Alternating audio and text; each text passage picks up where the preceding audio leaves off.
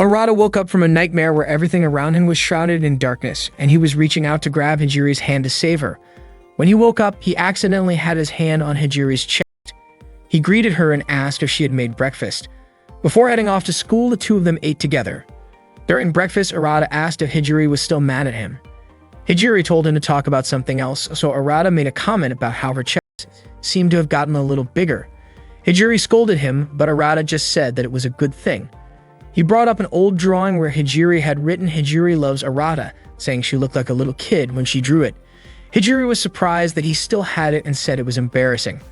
But it turned out Arata had even set it as his phone wallpaper. The two of them left for school together. Hijiri was not only Arata's cousin, but also his childhood friend.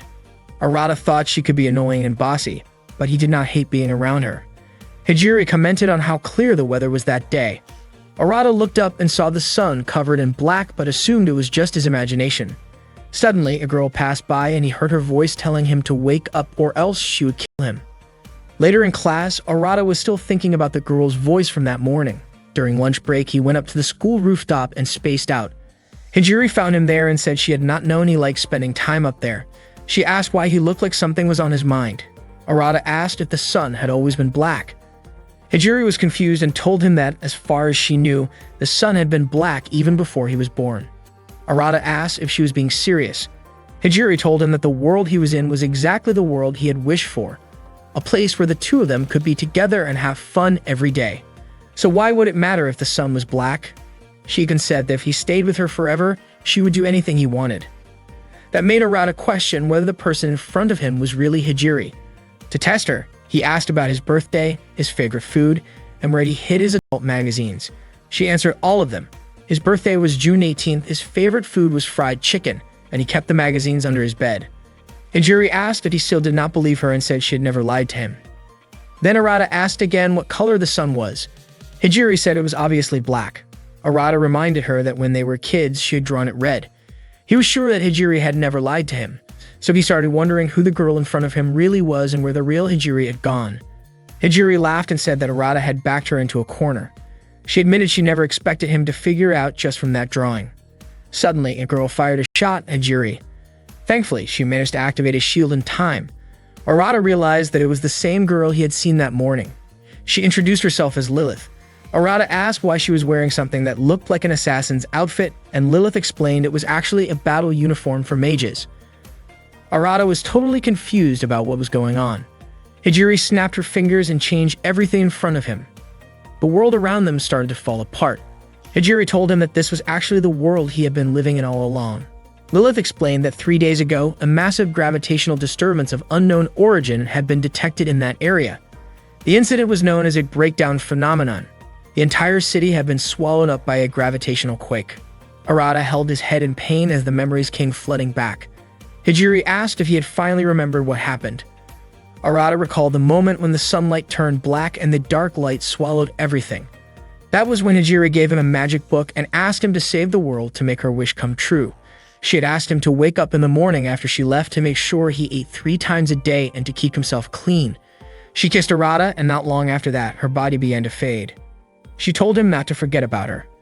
Back then, Arata had no idea what was going on or where everyone had gone. All he knew was that he was holding the magic book and wished for everything to go back to normal. It suddenly hit him. He was the one who caused it all. Hijiri admitted that she had been asked to grant Arata's wish, so she created a world that matched exactly what he wanted. Lilith was also shocked as she had been sent by the school to investigate the phenomenon. What she found was a city that was never supposed to exist. Hijiri said it was no trouble at all for her to create it. According to Lilith, the magic book was incredibly dangerous. If anything went wrong, the damage could spread, possibly creating an entirely different world. A regular magic book could never do something like that. Lilith gave Arata 2 options: either hand over the book and erase the fake world, or refuse and be killed on the spot, since no one else wanted that false world except him. If he chose the first option, Lilith promised he could go back to living a peaceful life, but they would destroy the book and wipe his memories of Hijiri and the others. If he refused, she would kill him right then and there. Arata laughed and asked why he would want to live if it meant forgetting everything, especially Hijiri. He asked where the real Hijiri was and what had happened to her. The fake Hijiri explained that the real one was still alive, while she was just a shadow projection of her. The real Hijiri was somewhere across space and time. Once Arata realized that Hijiri was still alive, he said he would not give up the magic book or accept death. Instead, he chose a third option. Arata then followed Lilith to Biblia Academy to learn magic. The magic school was located deep in the countryside. Lilith was still surprised that Arata had been let off so easily. Nothing like that had ever happened before. Arata had previously asked to become a mage, believing that since all mages had magic books, that meant he could become one too. Lilith had never heard of something like that, but considering he had created an entire world, it made sense. Arata was confident in his choice to become a mage, no matter how small the chance might be. While walking through the academy halls, Arata found out that Lilith was actually a teacher at the school. He asked her how old she was, and she replied that she was the same age as him. She showed him his classroom and reminded him to treat everyone with respect. Lilith introduced Arata to the class and he greeted everyone. Out of nowhere, Selena asked Arata what kind of girls he liked. Arata replied that he appreciated all kinds of personalities, but what mattered most to him was someone who was kind and beautiful on the inside. Selena asked again if it was really true that Arata could create a new world, even though that kind of power was supposedly only possible for someone on the level of a demon lord. Arata then asked if there was truly no one else who could do something like that. Suddenly, the whole class erupted in excitement, saying that they had a future demon lord candidate right there in their class. Rumors started flying around the school about Arata, the new student who supposedly had magic as powerful as a demon lord. Selena had deliberately spread the news to everyone, even claiming that Arata had the ability to create his own world. That same day, the headmaster called Arata to his office. Lilith mentioned that because of the rumor, they had not been able to get anything done in class. Arata just shrugged it off, saying the rumor actually sounded kind of cool. The headmaster welcomed Arata on behalf of the school and explained that Biblia Academy was actually a super-secret organization that trained mages. The school was backed by governments from all over the world and handled unsolved cases involving magic. At Biblia Academy, mages were known as magus. Arata asked if becoming a mage meant he could bring Hijiri back. The headmaster said he could not guarantee anything, but magic had the potential to make the impossible possible. In other words, whether something could happen or not really depended on the individual. Lilith added that there were no shortcuts. Only those who work hard and stayed disciplined would succeed. Arata reminded them that the headmaster had just said magic could make the impossible happen. Lilith did not have an answer for that. The headmaster confirmed what he had said and went on to explain that the school had 7 top students, each one outstanding in their field, who were called the Trinity 7. They were like boss-level characters in a game, and Lilith was one of them. Arata acknowledged that Lilith certainly looked the part, though Lilith insisted that appearance did not mean anything. The headmaster told Arata that if he could get to know the Trinity 7 and earn their trust, he might begin to understand what it truly meant to be a mage. After they left the headmaster's office, Lilith told Arata not to take everything the headmaster said so seriously. While walking through the hallway, Arata suddenly sensed someone's presence above him. The girl dropped down from the ceiling, realizing that Arata had noticed her. She landed gracefully and approached him. Arata was impressed and said she looked like a ninja. The girl introduced herself as Leifi. She actually was a ninja. Arata asked if that meant she wasn't a mage. Leifi explained that ninja arts, astrology, and even more intimate forms of magic all fell under the category of sorcery. Arata was surprised by the last part, but Lilith quickly told him it wasn't any of his business. Lilith then pointed out that Leifi was also one of the Trinity 7. Arata said Leifi was pretty amazing. Leifi playfully claimed she knew everything, from deadly combat techniques to more risky tricks. Lilith quickly stepped in, asking Leifi to stop talking like that. Leifi laughed and said she was only joking. She added that she found Arata amusing and kind of cute. Arata replied that he was just acting normal, but Lilith said he was anything but normal. Curious, Arata asked what the other members of the Trinity 7 were like. Leifi told him they were currently out on a transformation mission. She pointed outside at 2 girls, Akio and Mira. According to Leifi, when it came to raw ability, Mira was said to be even more skilled than Lilith, and in terms of offense, Akio was practically unbeatable. Arata was surprised to find out that all the members were girls. According to Leifi, magic is rooted in research on thoughts and emotions, which is why girls are generally more suited to being mages. Arata then asked if that meant being more emotional, like being honest about one's desires, was better. Lilith quickly shut that down, telling him that wasn't the case and that he needed to keep himself in check with things like that. Leifi and Arata laughed at Lilith, teasing her about how she seemed a bit too interested in that kind of topic. Annoyed, Lilith smacked Arata and stormed off. Arata only then realized that Lilith was actually more emotional than he thought. Leffy pointed out that she had never seen Lilith that expressive before. Usually, she was more of the calm and collected type. So the fact that she acted like that toward Arata meant he might actually be someone special to her. That night, Arata was lying in bed in his room trying to figure out where his grimoire had gone. Out of nowhere, the book appeared, floating right near his neck. The grimoire asked if he was surprised. Arata replied that after everything that happened that day, not much could surprise him anymore. The book suggested that he take a bath, saying it'd be refreshing, especially after such a long day. Arata made his way to the boys' bathroom, planning to soak in the tub. To his shock, he spotted Hijiri already in there. Trying to keep it cool, Arata greeted her casually. As he started washing his hair, Hijiri suddenly told him that he was using the wrong bottle. It wasn't shampoo. She held up the actual shampoo bottle to show him. Arata freaked out, shouting that she was the one who should be screaming out of surprise. Instead, Hijiri calmly mimicked his scream in his soft voice. Thrown off by how unfazed Hijiri seemed, Arata froze.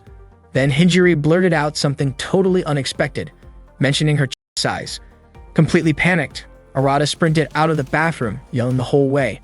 Lilith, seeing the commotion, asked what was going on, but she quickly turned around after realizing Arata wasn't wearing a shirt. That, she said, was totally inappropriate. Arata couldn't help thinking that Hijiri's reaction had been nothing like Lilith's. Lilith had the kind of response you'd expect from someone who just saw a guy without clothes. Arata told her that Hijiri had been in the bathroom, but Lilith asked if he met Erin. She explained that Erin was one of the Trinity Seven, and honestly, she thought Erin looked a lot like Hijiri. Lilith went to find Erin and reminded her that she was in the boys' bathroom. Erin had gone in on purpose, thinking there wouldn't be any guys there. When Lilith told her that someone was already inside, Erin didn't seem to care in the slightest.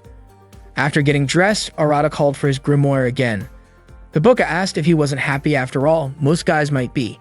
But Arata admitted he didn't know how to feel. The grimoire explained that while Erin might have the same face as Hijiri, what was inside her was completely different. Just getting to know her was already something meaningful. Arata started to realize that Erin might be connected to Hijiri in some way. And the Trinity Seven, they were probably going to be a huge part of his life. Suddenly, Lilith shouted from outside the room, telling Arata to please put some pants on. That day, Lilith was teaching in Arata's class. Everyone seemed to be watching Arata closely, and he couldn't figure out why. When he asked Lilith about it, she got no idea either. Erin, who sat next to Arata, had been keeping a constant eye on him. She followed him everywhere he went. During lunch break, Erin sat directly in front of him while he was trying to enjoy his meal. She kept tailing him around, even following him toward the bathroom. Arata tried to stop her from entering the men's room, but Erin casually said she didn't mind. He quickly pointed out that he minded, and clearly, it was bothering him. He asked her why she had been following him around all day and watching his every move. Erin responded by asking if she really did that. That just made Arata even more frustrated. Erin asked if he didn't like jokes. He told her it wasn't that he hated jokes, but there were limits. Erin said she was keeping an eye on him because he was the future Demon Lord. She explained that it was only natural for her to watch over someone who would be her future partner. Then she walked off, saying he'd probably understand soon enough. Later that day, Arata found Selena, Leffy, and Lilith hanging out in his room. He asked why they were all there. Selena said she wanted to interview him. Leffy was just curious to see what his room looked like.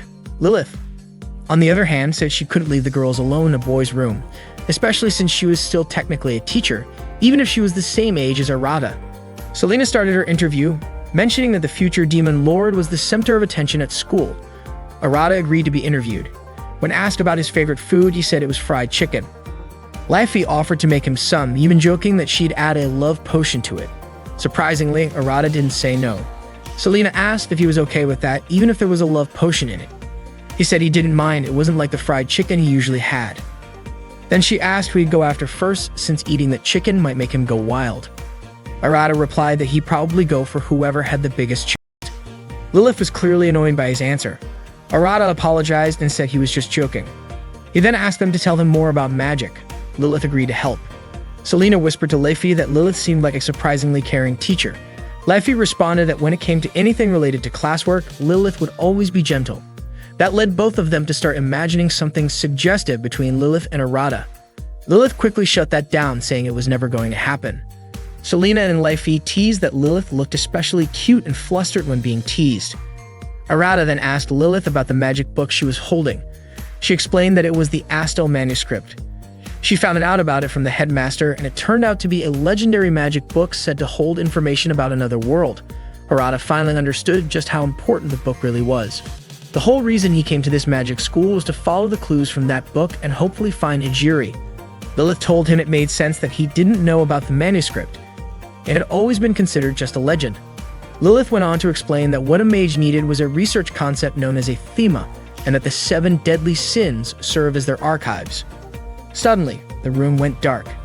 At first, they thought it was a power outage, but the magic book announced that they were actually trapped inside a barrier. The book began to glow.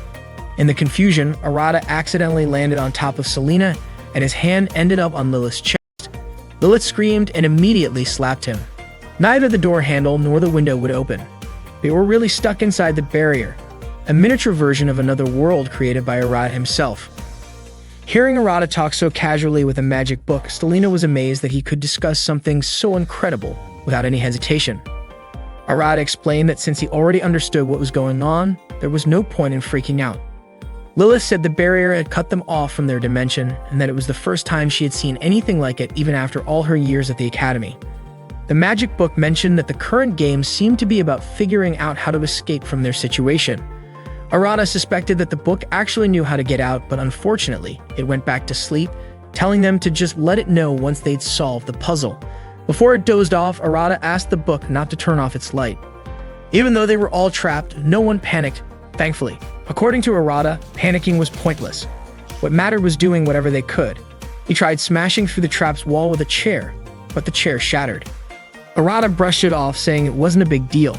Selena wondered if he was doing something completely irrational. Arata explained that the book had told him to think that way because magic wasn't limited by logic. So doing something illogical might be the key to breaking out. But it turned out he was wrong. Selena started wondering who set this up and why. Leifi guessed that Arata might be a main target. Arata thought whoever was behind it was probably testing his power. The problem was, it was hard to prove anything when he couldn't really do much. Still, although it was all vague, he had a hunch who was behind it. For now, though, he was willing to play along. They began checking every corner of the room. At one point, Arata even suggested they just give up and take a nap. Selena quickly reminded him that giving up wasn't an option. She also pointed out something important Arata had overlooked. There wasn't a bathroom in the room. Arata told everyone not to worry, saying that if anything happened, he wouldn't say a word about it. Suddenly, Lilith looked like she was struggling to hold something in, but she didn't say anything. Seeing this, both Leifi and Selena panicked. They were running out of time and had to get out of the barrier fast. Arata joked that if a hot teacher like Lilith had an accident, it would definitely ruin the vibe in a weird and dangerous way. Selena tried to encourage Lilith to hang in there. But not long after, both Leifi and Selena started showing the same signs. They were clearly fighting the urge as well. With no other option, Arata decided to call on the magic book again. It was still half asleep, so Arata pretended that he had already figured out how to escape. Leifi and Selena followed his lead and claimed the same thing. Then Arata told the book they didn't need its help anymore. Lilith thought that kind of cheap trick wouldn't work on a legendary magic book. But suddenly, the book spoke up and asked if they had noticed something strange under the bed. Hearing that, Arata immediately instructed the others to check underneath. As soon as they sensed a magic source under the bed, Lilith didn't hesitate. She blasted it. The magic source was destroyed and the door finally unlocked.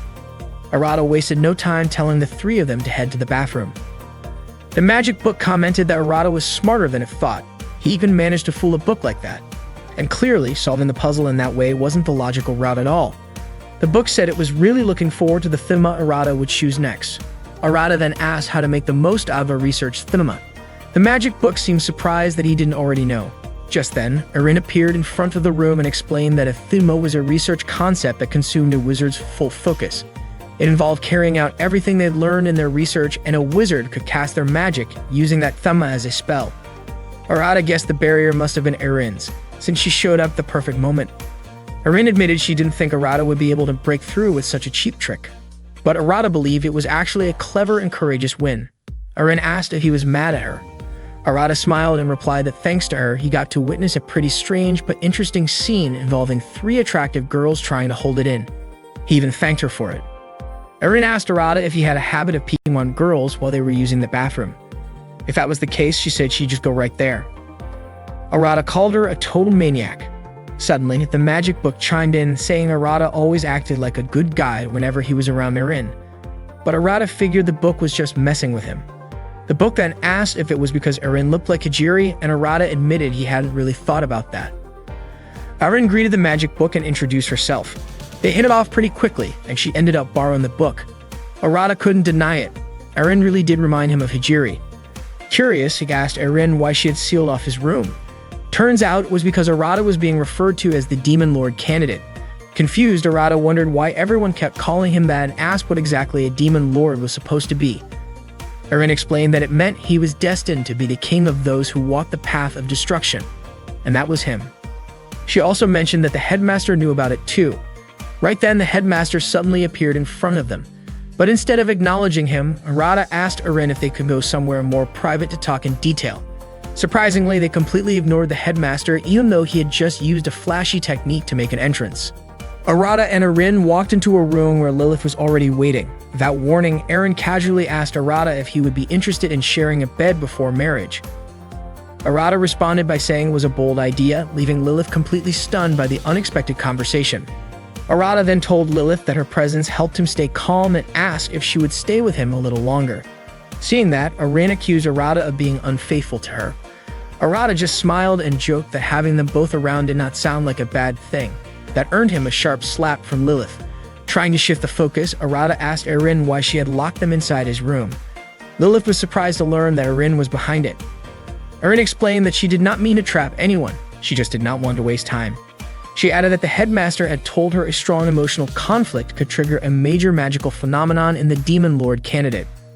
Arata suggested they go talk to the headmaster, but Lilith revealed she had already dealt with him by tying him up and tossing him into the waste incinerator, since she thought he would only make things worse. Still confused, Lilith asked why the situation needed to escalate into a destructive magical event. Erin said she wanted to show them something.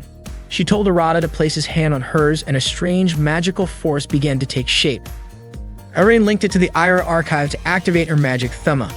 Her Thema was Rowena, which meant destruction. Arata suddenly felt a surge of pain as Erin broke through the magical restraints of his spellbook. She forced its limits, making it impossible for Arata to hold back the power inside him. His magic book then asked Erin if she was trying to push Arata's magic beyond its limits. Lilith began to worry. If this continued, the entire school might be affected by a destructive magical reaction. Not long after, objects all around the school began breaking down into tiny particles. Lilith realized this was the phenomenon they had been warned about, and it looked extremely dangerous. Erin explained that destruction was the core of her Thema. Since Arata was closest to Rowena, she believed it was their responsibility as mages to study this kind of magic, no matter how extreme it seemed. Even she had not expected the effect to be so powerful. Meanwhile, Selena approached Leffy and asked what was happening. Leffy guessed it had to be a breakdown phenomenon, especially since even the sun appeared to be darkening. The headmaster, tied up elsewhere, was in disbelief that Erin had actually triggered the event. If it kept spreading, the entire academy could collapse, and he knew he could not allow that to happen. The magical energy kept growing.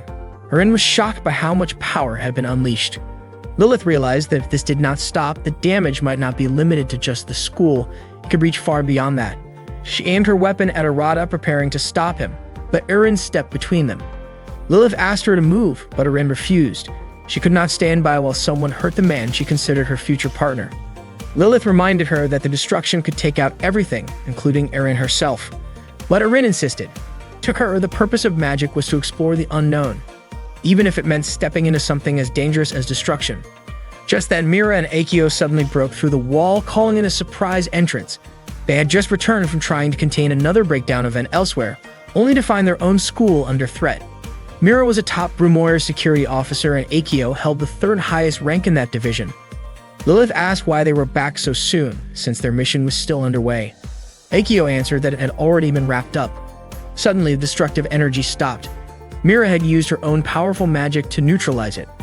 Her Thema was Eustitia, linked to Superbia, the Archive of Pride. Mira stated that she would not allow any form of magical corruption to spread. She then ordered Akio to eliminate Arata, since he was the source of the incident. Akio activated her magic and prepared to strike. Lilith stepped forward and told her not to do it. Erin tried to move but realized she could not. Akio told them not to take it personally. This was just part of her duty. She was there to eliminate anything that threatened balance, and Arata was currently seen as that threat. Without hesitation, she launched a powerful kick directly at him. Arata and Arin were punished for blowing up the school by being assigned to work at a beachside food stall. Arin admitted it was Arata's fault, since she saw him as her husband, but Arata argued she was just as responsible. In the end, Arin said it was just husband and wife teamwork. Lilith reminded them that they were absolutely forbidden from doing any more experiments that could destroy the school. Arata got that working was part of their punishment, but he still wondered why they had to do it on a remote southern island. Lilith explained that the headmaster had planned the trip ahead of time. Plus, since the school was unusable anyway, he thought this would be a good opportunity. At that moment, the headmaster was actually back at the school, fixing the mess himself. Arata was surprised. He did not expect the headmaster to be that capable. Just then, Selena and Leffy showed up. Leffy pointed out that even if the headmaster did not look like much, he was actually one of the top 5 mages in the world. Arata complimented their swimsuits, and Leffy said they were designed to draw attention to flat-chested girls.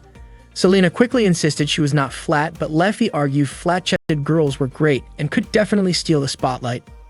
Out of nowhere, Arata said he liked all kinds of chests as long as they belonged to beautiful girls. Then Selena suddenly yanked down Lilith's bikini top, flashing her chest at Arata and leaving her completely mortified. Arata gave her a perfect score, 100 points. Selena was stunned that Lilith had even worn a bikini, and Leffy accused her of trying to seduce Arata. Arata started daydreaming about Lilith asking him to rub sunscreen on her, and in the heat of the moment, he blurted out a marriage proposal. Watching from the side, Arin asked if he was trying to build a harem. Lilith shut him down right away and told him to stop saying ridiculous things. Before Arata could say anything else, he saw something even more amazing than swimsuits, but Lilith quickly pointed her magic gun at him to shut him up before things got out of hand. Earlier, Mira had ordered Akio to eliminate Arata. Lilith had tried to stop her, and Arin wanted to help too, but she suddenly found herself unable to move. Akio did not hesitate. She said not to take it personally, it was just her duty to eliminate evil. She landed a powerful kick on Arata, and Mira thanked her. Akio thought the job was done. Then Arin noticed that Arata's magic had vanished completely. Mira told Akio it was time to return, since the mission seemed complete. But right then, a new destructive phenomenon started to stir. Akio asked what was going on. Wasn't Arata supposed to be the source of all this? Mira said calmly that there was a simple explanation. Meanwhile, Arata found himself in a blank, silent space. The only sound he could hear was a violin playing in the distance. He followed it and came across a door, which led to a girl's bedroom. There, a girl playing the violin greeted him. Her name was Yui. She called him Big Brother, saying he felt like someone older than her. Arata asked if this was her world, though he doubted it was heaven. Yui explained that his body had been completely destroyed after Akio's attack. At the last second, she had pulled him into her world. Outside, though, things had fallen into chaos. She showed him what was happening through a drawer that acted like a window into reality. If things continued the way they were going, the entire school would be destroyed. Back in the real world, people around the school began turning to dust one by one. Those with weaker magic were being pulled in first. Selena was confused by how calm Leffy looked, but in truth, Leffy was absolutely terrified. Lilith, Arin, Akio, and Mira were working together, using their magic to protect everyone they could. But Mira started to wonder if Arata was more trouble than he was worth.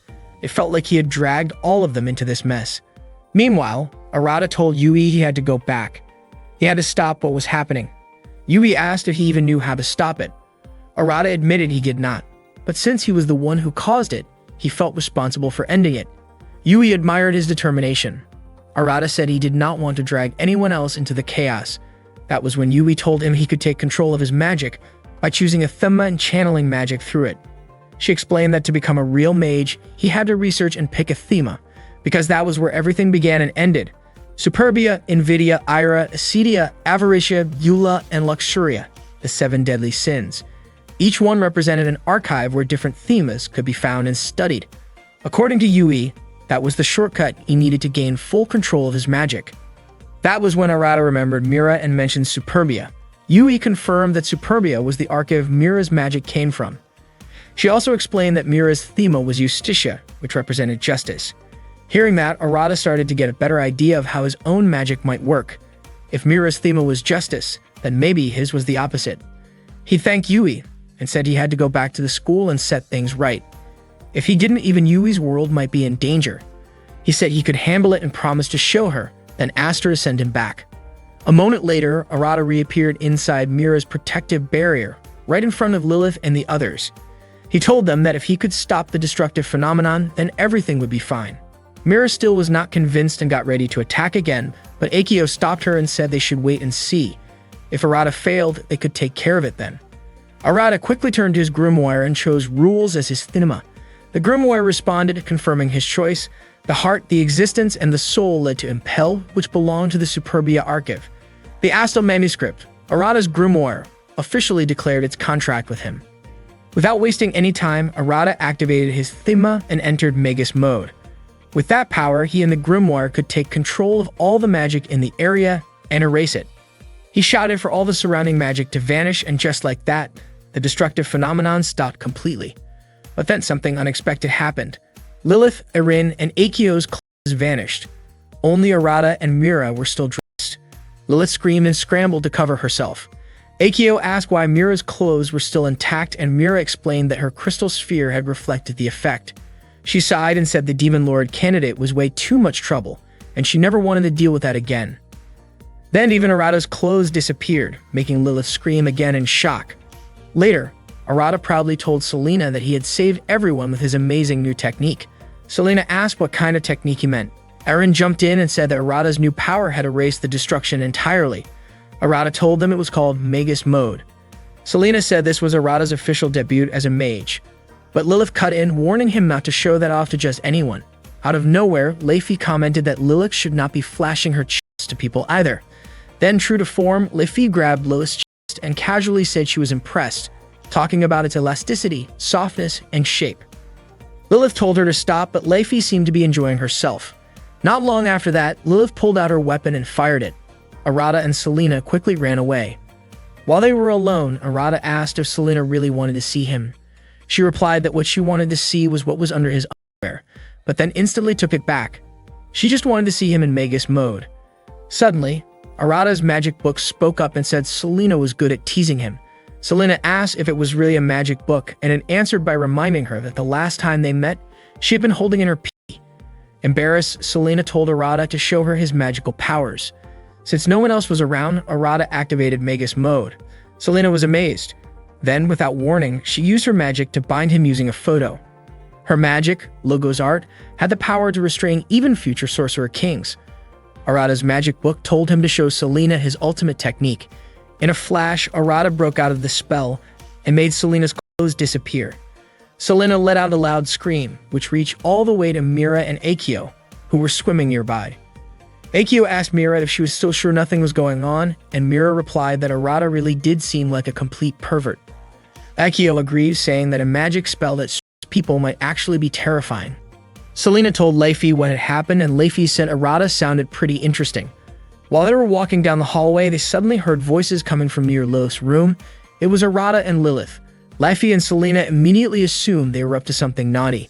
But as soon as they made a sound, Lilith opened the door and punched both of them. Turns out, nothing was going on. Arata was just talking to her about how his magic might be able to bring Hijiri back home. Arata and the others were on their way to the mixed bath. Lilith explained that the reason Arata wanted to become a mage was to save his missing cousin, Hijiri, who had disappeared during the destruction phenomenon. Selena asked if there was any other way to bring her back. Lilith said that the headmaster had told her Arata needed to meet with the Trinity Seven. Arata remembered the headmaster saying the Trinity Seven had to become his allies. He already knew that Lilith, Erin, Leify, Mira, and Akio were part of the Trinity Seven, which made 5. So he asked who the other 2 were. Selena told him one of them was a girl named Yui, but she hardly ever came to school. Arata said he had already met Yui, which surprised Selena. She explained that Yui was a special sorcerer that could only talk to her in dreams.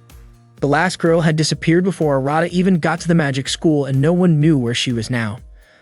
Arata said there was no way he could meet all of them right away, and Leify told him to just focus on the ones he could reach for now. When they got into the bath, the girls started soaking while Arata watched from the side. He wondered out loud why they were still wearing clothes, since technically they did not need them in the bath. Mira and Akio immediately called him a disgusting pervert. Akio even warned that if she ever saw him naked again, she would punch him. Mira got out of the bath saying she could not relax in the same place as Arata. Arata figured that was just how Mira was. As the conversation went on, Arata told the Trinity's 7 members that he wanted to build real relationships with all of them. Leffy said that Akio was crazy strong and Mira was basically immune to any kind of magic. Arata remembered how Mira had reflected his spell before, so that checked out. Selena teased that maybe Arata should try learning how to control that clothes erasing spell and use it on just one person. She said it would be more fun that way. Erin clarified that the spell was not about strong people, it was a type of magic that erased other magic. Selena then joked that since Arata was a guy, why did he not just make something simple like a gun or a sword? Arata thought that sounded like a good idea, so he asked Lilith to give him her gun. Lilith said she could not because the weapon had to be summoned with magic. Arata asked if he could just copy it and use the same kind of magic. Lilith explained that her Thema and Archive were completely different from his. Selena suggested that maybe all of them should show Arata how their magic worked. Laffy pointed out that Arata was still just a level 1 candidate for Magic King. Arata admitted that his Thema only awakened after he saw Mira's. He then asked Lilith to show him her magic. Lilith refused, saying magic was not something you just flash in front of people for no reason. Arata begged her to at least show a little, just for a moment. Lilith still said no and told him he needed to study magic properly first. Arata kept pushing, saying he would do anything to bring Hijiri back, so she had to help him in any way she could. Hearing that, Lilith finally gave in a little and said that Arata owed her big time. He immediately hugged her, but she smacked him right away. After that, Lilith activated her magic. Her style was called Outer Alchemic, basically alchemy-based magic. Arata quickly told his magic book to transform into a gun, and somehow, it actually worked. Arata was thrilled. Lilith could not believe he had pulled it off so easily, since that kind of thing should have been impossible. The grimoire explained that it had copied Lilith's magic and rewritten it into a version Arata could use. They both wondered if Arata's magic could adapt and use spells from other mages. Arata said that, apparently, it could. Arata didn't expect that he actually had the ability to copy magic. He thought maybe he could be the kind of main character who could use every kind of spell out there. But according to Lilith, that was impossible. Arata could only copy the surface of a spell. He needed to understand the process behind it to really make it work. Both Arata and Lilith were shocked when they opened the classroom door and found all the students seemingly fast asleep. Arata tried to wake up Selena, but nothing worked. He started wondering if maybe everyone was trying to boycott Lilith's lesson. He half-jokingly suggested that maybe Lilith needed to improve her teaching skills, especially since this was what happened when she ignored her responsibilities as a teacher. Lilith defended herself, saying she never slacked off like that. Suddenly, Leffy showed up and said something else was going on. Arata, Lilith, Leffy, Mira, and Akio all headed to the headmaster's office to figure out what was really happening. The headmaster explained that this was a breakdown phenomenon, and students whose magic wasn't strong enough had fallen unconscious because of it. Oddly enough, the headmaster then made a comment about being tempted to tease the sleeping girls. Arata, surprisingly, went along with the mood. But before it went any further, Lilith immediately smacked both of them and told them to stop fooling around.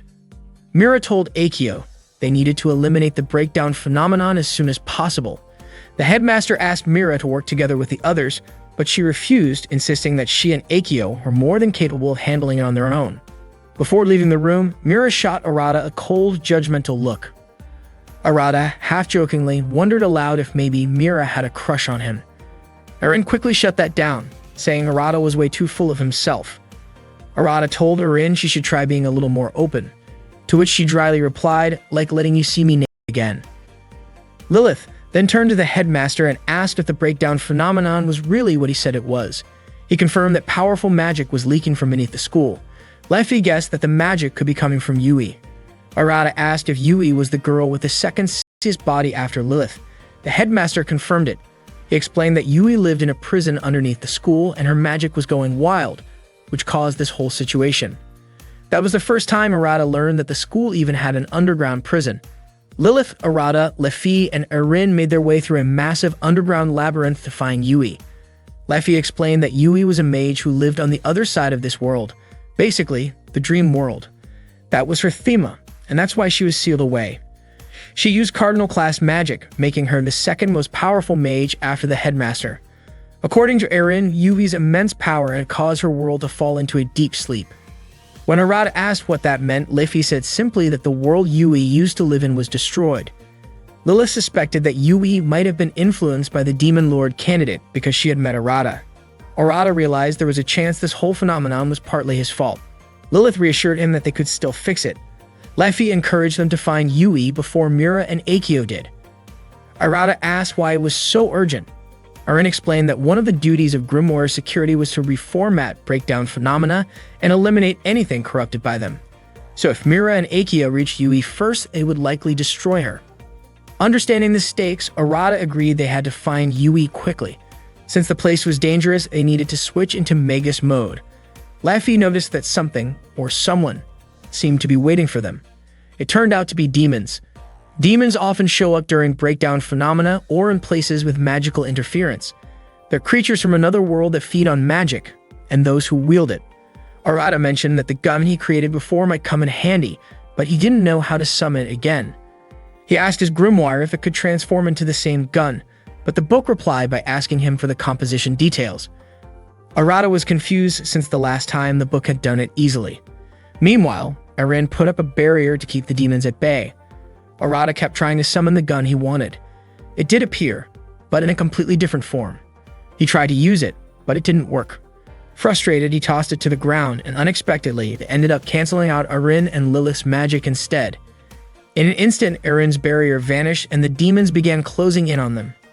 Arata suddenly realized that what he had done had actually disabled Lilith and Arin's Magus mode. Seeing how dangerous things had gotten, Leafy told Arata to stay behind her while she handled the demons using her ninja skills. The demons were defeated in a flash. Leafy then told everyone to run from the area immediately. Arata was honestly surprised by how incredible Leafy's ninja powers were. According to Lilith, Leafy's abilities were top tier, and she might even be one of the 5 strongest mages. Arata then asked if all the Trinity 7 were like that. Arin replied that Leafy was a bit different. Arata figured maybe Yui was someone special to Leafy.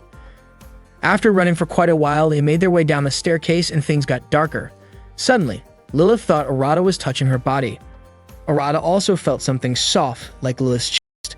Lilith asked where he was putting his hand, but Arata insisted it wasn't him because he also felt something crawling inside his clothes. Without hesitation, Arin activated her magic by executing a macro from her spellbook, Ragna Yggdrasil. She used her Chaazic rune to eliminate the strange creatures that had clung to their bodies. Arata immediately asked his own grimoire to copy the spell Arin had just used, but unfortunately, the book responded that it hadn't reached the required level, so it was impossible to replicate it yet. Arata was caught off guard by that. Lilith explained that there were certain conditions that needed to be met to use someone else's magic.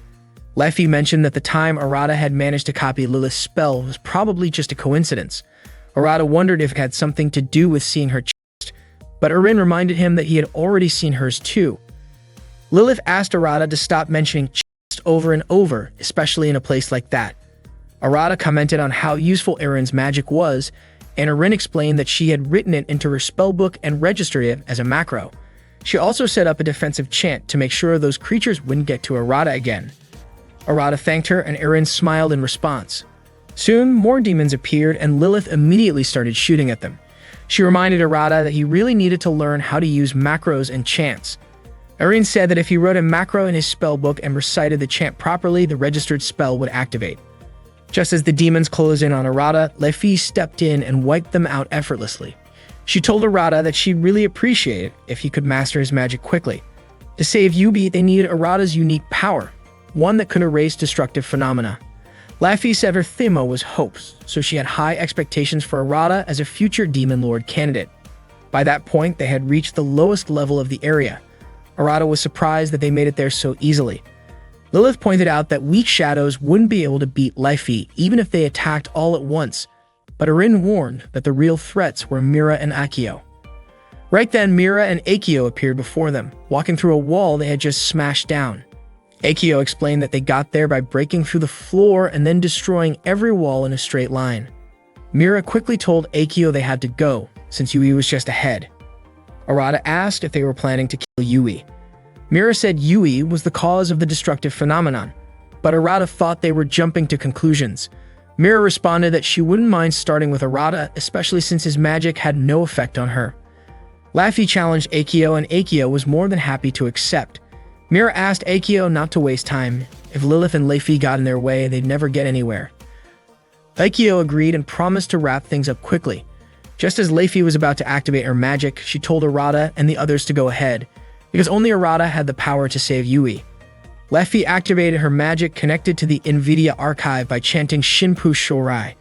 In just a moment, she summoned a massive whirlwind.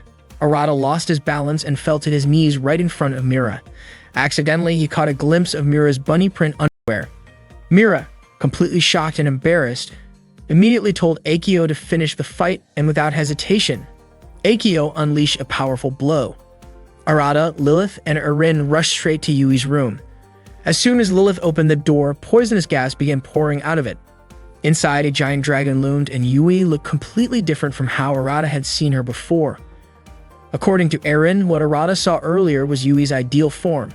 When the dragon's eyes opened, its magic resonated with Arata's. The dragon blasted its power straight at him, but Erin jumped in to shield him. Unfortunately, her barrier couldn't hold up against the dragon's strength. Lilith quickly switched her weapon to Buster mode and fired at the dragon. Arata asked if they had taken it down, but Lilith told him the attack wasn't strong enough. The dragon's magic was far too powerful. Just then, Mira and Akio showed up.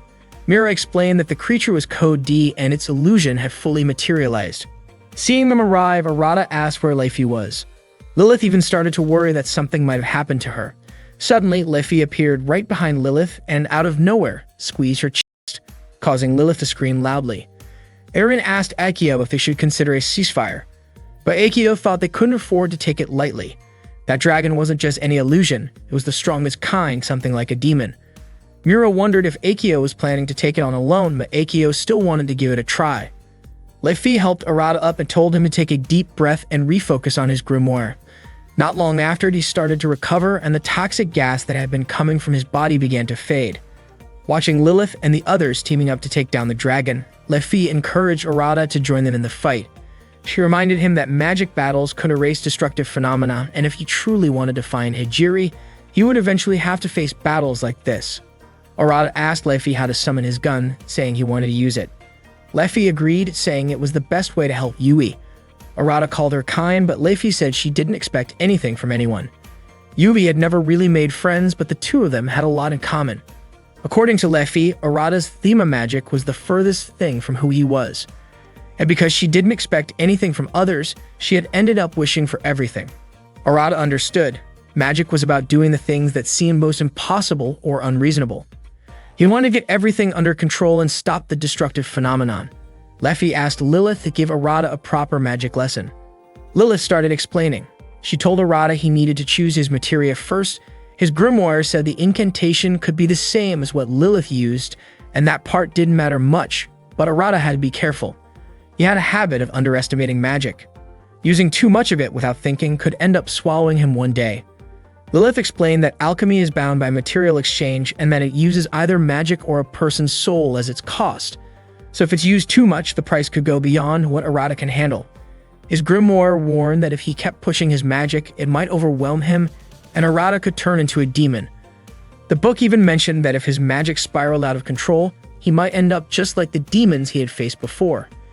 And since Arata was a candidate for Demon Lord, he could potentially become an even greater threat, maybe even worse than the dragon. Still, Arata agreed to go through with it. Leifi told him to imagine the process, his grimoire turning into a gun, complete with a grip, barrel, and trigger. She gently kissed his finger as a way of placing her magic there. Then she told Arata to picture himself firing a magical bullet straight from the tip of that finger. Arata followed Leifi's instructions and started visualizing the weapon in his hand. After asking his grimoire to make it real, the book quickly activated the spell. In no time, it had transformed into a gun in his hand. With no hesitation, he ran straight toward the dragon. Mira could feel a powerful surge of magic radiating from him. Arata aimed the gun and fired at the dragon. It only took one shot. The dragon vanished instantly. Yui regained consciousness and greeted Leifi. Arata asked if she was okay. Yui smiled and rushed over and hugged him tightly. At that moment, she wasn't wearing anything, but she was overjoyed that Arata had saved her. Without any hesitation, Yui confessed that she loved him. Leifi smiled to herself. Watching the potential Demon Lord wipe out Code D in a single shot, especially while living side by side with her hopes, made things a lot more interesting for her. One morning when Arata woke up, he suddenly found Yui and Erin sleeping completely unclothed on either side of him. Lilith came into his room to wake him up so he wouldn't be late for class, but she was completely shocked to find Arata in bed with both girls. Instead of reacting with embarrassment, Arata cheekily invited Lilith to join them. Later that day during PE class, Yui walked up to Arata and pressed her body close to his. With a playful smile, she called him a pervert. Seeing how close Arata was getting to Yui, Erin immediately hugged him too, asking if he was happy, to which Arata simply nodded. Yui then joked that Arata shouldn't worry. She would be fine even if she was just his second wife. Arata still couldn't wrap his head around the fact that their magic academy actually had physical education classes. He was completely distracted watching Lilith run, his eyes fixed on the way her chest moved. Even Erin noticed and commented that Lilith, who was usually shy, actually looked pretty good with her figure. Out of nowhere, Mira and Akio showed up behind Arata, catching him off guard. Mira immediately told Akio to get rid of Arata, calling him sinful trash. Just as Akio was getting ready to strike, Arata begged her not to go through with it. Mira warned Yui that while she might have escaped trouble this time, both she and Arata were still dangerous. If anything went wrong, Mira and Akio wouldn't hesitate to eliminate them in the name of Grimoire security. Yui nodded in understanding. Selena, who had been watching from a distance, called it a battle between the most powerful mages of the Trinity Seven over who would get to claim Arata. Lilith showed up and reminded everyone that endurance training was important for mages. She asked what was going on, and Arata casually replied that the girls were planning to fight over him. Just then, Liffy appeared, saying that she understood and that it would be best to settle things right there. Kaikio agreed, especially since someone had irritated her earlier. Laffy activated her magic by linking to the archive of Nvidia and executed her Thema. Akio responded by linking to the archive of Gula to activate hers. Not wanting to be left out, Erin declared that she also had something to prove as she wanted to become Arata's wife. She activated her magic by linking to the archive of Ira and launched her Thema as well. Lilith tried to stop them from using their magic on the spot, but Selena, ever the excited photographer, quickly began snapping shots of the moment. She captured Laffy in her shamanic spell form, Akio in her ancient mode, and Erin casting her Childic rune. She was amazed that she could photograph them in their Magus forms and joked with Lilith, asking if she wasn't going to join in too. After all, Arata was about to be taken from her. Caught off guard, Lilith blushed and stammered that she had no romantic involvement with Arata. Erin then pointed out that Arata liked her because of how her chest bounced when she ran. Embarrassed, Lilith quickly covered herself.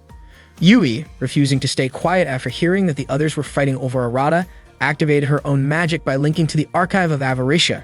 Selena could hardly contain her excitement. No one at the academy had ever seen Yui's Magus form before, and now she could even see her Arc Symphony clearly. Yui looked stunning. Lilith explained that Yui's magic belonged to the Cardinal class. With a cry of Starry Night Serenade, Yui pulled everyone into her world. Inside this dream world, Arata found himself entering Yui's room. She now looked like the mature version of herself, the same one he first met. Yui told him that this was her dream form. Arata admitted that while he liked her adult form, he also liked the other side of her, describing it as a charming blend of youth and boldness. He asked where everyone else was, and Yui explained that she had put them into a dream state, allowing them to sleep peacefully. However, Mira wasn't affected like the others. She had used her Gehenna scope at the last moment to reflect the spell. Surprised, Yui realized Mira had the power to bounce back any magic aimed at her. Arata suddenly remembered that Mira had once managed to make his clothes disappear using that same ability. Mira coldly replied that all she did was reflect his gross spell, and told him she found him absolutely disgusting. She made it clear that she would never forgive him, and turned and disappeared without another word. Arata said that Mira was cute, but also a little terrifying. Yui asked if Arata was interested in Mira too. Arata replied that it was only natural for a guy to want to get close to a cute girl, which made Yui laugh and say that Arata was really honest. As Yui leaned in to kiss him, Arata gently stopped her. He told her that if she really wanted to do something like that, they should at least get to know each other better first. Then he asked if she was friends with Laffy. Arata figured that since Yui didn't really understand what friendship meant and Laffy couldn't bring herself to expect anything from others, then Laffy's Thema must be hope, while Yui's might be friendship. Yui said he was right, but admitted that she had been asleep and alone all this time. Without the shock from Arata's magic, she would have never woken up, so in a way she was glad she didn't have anyone. That's when Arata finally understood. His magic had cancelled out Yui's magic and woke her up. Erin gently patted Yui on the head and asked her to be friends. Arata added that he would help Yui study her Thema. Yui got super excited about becoming friends with Erin. Then she looked at Arata and asked if being friends meant he could do anything he wanted with her now. Just as Arata was about to respond or maybe act on it, Lilith suddenly shouted, stopping him in his tracks. Arata was surprised that even in a dream, Lilith still managed to interrupt him. Yui giggled and said Lilith was seriously dedicated.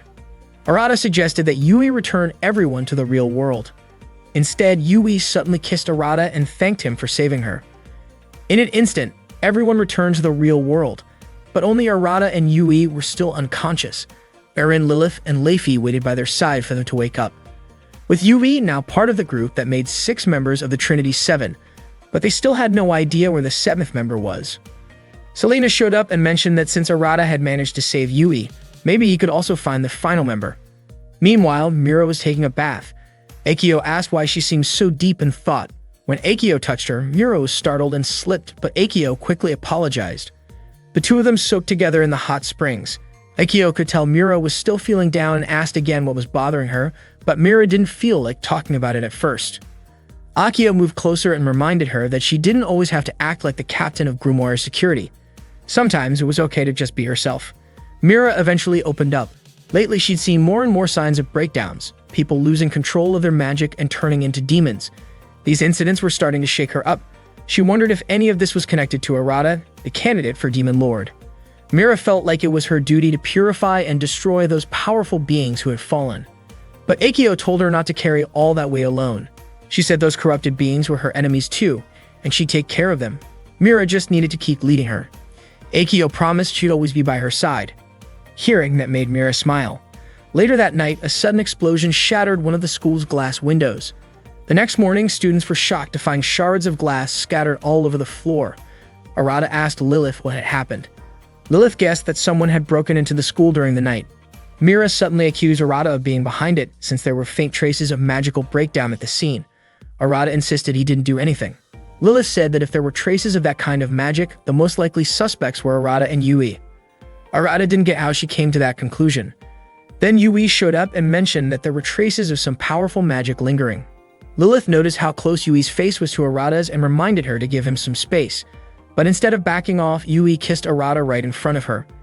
Lilith was completely shocked to see a girl like Yui do something like that in public. Yui laughed and said Lilith was cute when she got flustered. Arata asked if this whole incident had been Yui's doing.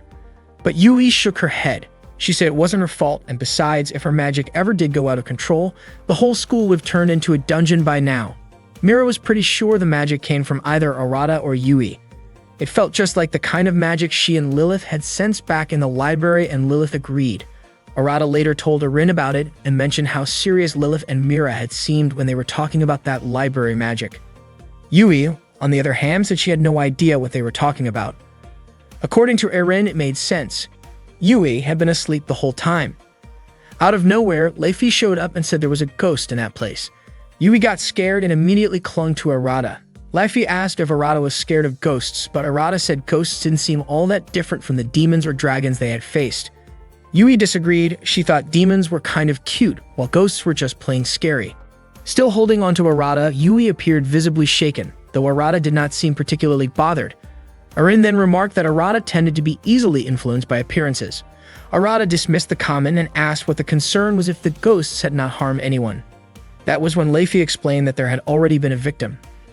Eren shared that on a stormy day with heavy rain, most students had returned to their rooms after school to study alone. However, a pair of twins decided to remain in the school building to continue their studies overnight. Then something strange occurred. Windows suddenly shattered, and several books fell onto them. One of the twins realized that her older sister had disappeared. Despite a thorough search, she was never found. She remained missing to this day. The incident had taken place about 6 months before Arata arrived at the school. Arata asked how that incident was related to the ghost Leify mentioned. Leify said that recently during rainy days, some students had reported sightings of the missing girl on campus. Believing it was worth investigating, Arata invited the others to accompany him to the location where the event occurred. When they reached the library, they encountered Mira and Lilith. Arata explained that he wanted to understand what had happened. Mira warned him not to interfere if he was not serious about helping. Arata responded that if a dangerous phenomenon was occurring, it would be better for him to be present. At the time, Akio was still asleep, so he felt relatively safe. Mira advised him not to get in the way. Arata asked if there had been any clues left behind. Just then, Erin noticed Selena nearby and asked if she had come to investigate the matter. Before Selena could reply, a sudden force swept through the area and transported them elsewhere. In an instant, the entire room had shifted. Mira identified their new location as the Eternal Library, meaning someone had moved them into it directly. Akio woke up, sensing that something was happening, and reminded everyone to stay together. Arata accidentally held onto Selena, who asked him to let go. He apologized and stepped away. Suddenly, an unexpected attack flew toward Arata. Selena moved quickly and pushed him aside. Then, Arata saw a girl who resembled Selena, although she wore a different outfit. The girl asked if he was the Demon Lord candidate. Her name was Liselot, though she was commonly called Lise. Both Lilith and Mira immediately recognized her. Lise greeted them and swiftly attempted to take their magic. Fortunately, Lefi intervened just in time to stop her. Lise acknowledged both Lefi and Akio. Akio guessed that Lise had become a dark mage. Selena checked on Arata, and he asked what was happening. Selena then revealed that Lise was her twin sister. Arata asked if the person everyone believed to be a ghost was actually Lise. Lise smiled at the mention of the rumor. Lilith explained that Lise had conducted a forbidden experiment in an attempt to connect herself to the Eternal Library. Mira added that Lisa used to serve as vice captain of Grimoire Security, and Selena noted that she was also one of the Trinity Seven from Acedia. Lisa laughed and said it was interesting that so many powerful mages had gathered around the future Demon Lord. She saw it as an opportunity to absorb their magic. She then stepped away, saying she needed to continue studying magic through her grimoire. She admitted that her involvement with Grimoire Security had only been a way to gain access to knowledge about destructive phenomena. When Lisa turned her attention to Arata, Selena acted quickly and protected him. Lisa acknowledged that Selena had discovered her intentions. Selena, who could also use Logo's art, had calculated exactly where Lise would appear. Lisa praised her sister and asked whether she had been improving her magic. Lilith and the others agreed that Lise had crossed the line and decided to work together to stop her. In the middle of everything, Arata made a casual comment about her appearance. Erin asked if he often made such observations, and Arata replied that he respected beauty in general. Lisa realized that Arata had only recently started learning magic. Arata said that when people called something wrong or sinful, he did not quite understand what they meant. Lisa responded that magic was an expression of human potential, and labeling it as wrong made no sense to her. She also pointed out that taking power from a Demon Lord candidate was, in a sense, an act of rebellion. Without warning, Lisa appeared behind Selena and placed a mark on her neck to drain her energy. Mira immediately sensed a surge in Lisa's magical power. Lisa then activated a destructive phenomenon and revealed that a sealed Demon Lord elemental was hidden within the Eternal Library, and she intended to claim it. Lisa bit Selena to drain all of her magic while Selena was still unconscious. Mira noticed a mark at the bite wound. It was the seal of the Demon Lord. She told Lisa that she had become a sinful Demon Lord. According to Lisa, the ultimate goal for any mage is to become a Demon Lord, so it was only natural for mages to aspire to that. What she said made sense, but Lilith believed Lisa should have done more studying and research before taking that step. Unfortunately, Lisa wasn't interested in doing things the hard way. She preferred to skip straight to the finish line, just like Arata. For Lisa, skipping the process and jumping straight to the result was her research. Arata agreed with her, saying shortcuts were the best way to go since he didn't like dealing with complicated stuff either.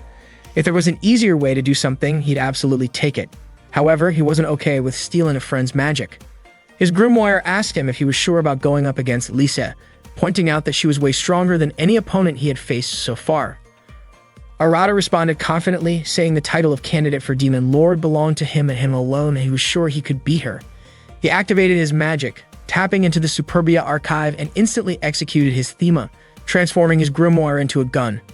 Lisa scanned Arata's magical energy with ease. She said his power was impressive, strong enough to nullify all magic, erase destructive phenomena, and even cancel out Yui's high-level abilities. She also mentioned that based on Selena's research, underestimating Arata would be a big mistake. Apparently, Lisa had stolen research from the mages whose magic she had taken, including Selena. Knowing Arata's capabilities, Lisa asked why he didn't just join her. Lilith immediately urged Arata not to accept anything Lisa offered and begged him not to listen to her at all. Suddenly, Lisa changed her appearance to look like Hijiri. She knew Arata wanted to save Hijiri, the girl who had been swallowed by the breakdown phenomenon. Lisa told him that if he joined her, she could help him rescue Hijiri faster. Arata was shocked that she knew about Hijiri. Lisa kept pushing him to join her if he wanted answers. At that moment, Lefi and Akio rushed in to attack Lisa. but the sheer force of Lise's magic was enough to push them back. Then, out of nowhere, Lise kissed Arata. She felt like she'd have gained something incredible. It was her first kiss with a guy, and she was surprised at how intense it felt. By that point, Arata's power had nearly vanished. Lise laughed triumphantly, proud that she had successfully stolen his magic. The power in her wings grew even stronger, and she praised Arata's incredible magic now flowing inside her. With everyone present, Lise decided to test out the power she had just stolen. With a snap of her fingers, she nullified everyone's magic and caused their clothes to vanish. Only Mira and Leifi were able to block the spell. Mira quickly started scanning Lise's magic and told Leifi to buy her some time. Leifi understood and took the chance seriously. Mira then said she would destroy Lise, and Lise welcomed the challenge. She was eager to prove she was the strongest. Leifi used her ninja speed to launch a surprise attack on Lise's eyes, but Lise teleported to dodge it. She admitted that Leifi's speed hadn't decreased, but she still believed she was the superior one. Leifi acknowledged that Lise had definitely gotten stronger. Most people couldn't dodge her attacks, let alone stay unharmed. Lise then tried to bind Leifi using the magic she had stolen from Selena, but she wasn't able to pull it off completely since she hadn't fully mastered Selena's powers. Eventually, though, she managed to restrain Leifi's left hand. Leifi quickly leaped back, trying to break free from the bindings, and even complimented Lise on how much stronger she had become. But by that time, Lise realized too late that Mira had already finished analyzing her magical signature. Mira immediately froze Lise's Acedia archive. Curious to see how strong she really was, Lise wondered if she could survive Mira's attack. According to Leifi, if Mira's Gehenoscope had no effect on Lise, then she and the others were definitely in trouble. Mira promised to make Lise regret acting arrogant in front of a justice agent. As she invoked the White Universe, Mira began to break down Lise's power. Lise started to panic and quickly teleported away. Leifi asked if that meant they actually defeated Lise, but then she pointed out that it was pretty clear they hadn't been able to beat her. Quietly, Lise tried to steal Mira's crystal orb, but failed. Lise admitted that if she hadn't stolen Arata's magic, she might have been in serious danger. Mira said Lise was always causing them trouble, and Leifi added it was just because Lise was being foolish. Lilith then asked if Arata was doing okay. Arata said he didn't even have the energy to enjoy seeing his friends naked, which surprised Lilith, especially considering his magic had just been stolen. The fact that he could still joke like that meant he was probably fine. Eren reminded them that if they didn't get Selena's magic back, she might die and disappear. Lilith explained that a mage's existence is tied to their magic. If Arata lost his magic, he wouldn't be able to remain in this world. Eren realized that's why Arata had looked like he was about to pass out earlier. Arata then thanked his grimoire. The grimoire advised him to get out of there as soon as possible. Arata asked if Lise was really that dangerous. The grimoire confirmed that she was because of the magic she had stolen from him. With no other choice, Arata stood up. At that moment, Lise appeared and asked if he planned to run away, implying that he didn't care about Hijiri. That made Arata remember the moment Hijiri kissed him before she disappeared. Suddenly, Lise felt something strange.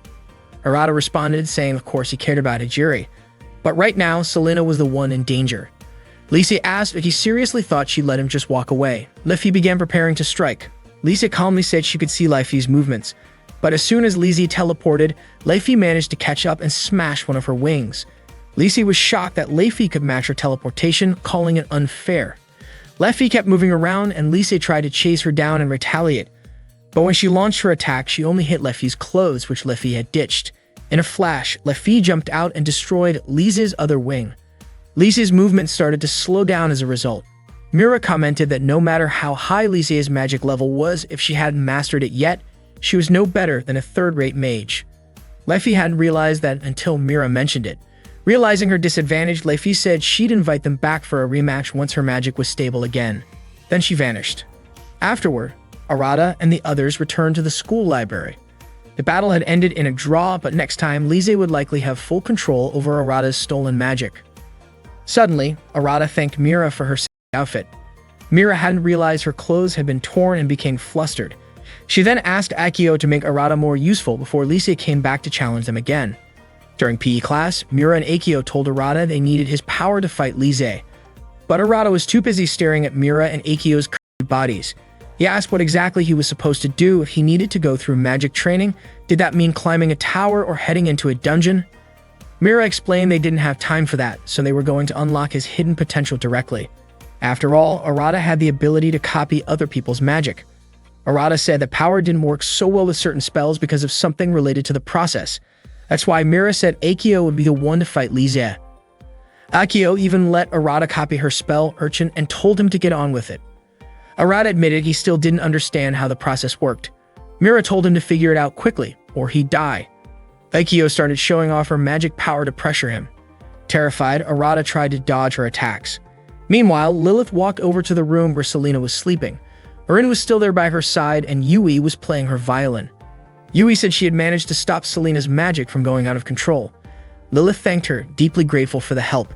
It turned out Yui had done it for Arata. Erin looked out the window and mentioned that it seemed like Arata was getting beaten up pretty badly by Mira and Akio. Hearing that, Lilith looked a bit concerned, but she tried to play it off.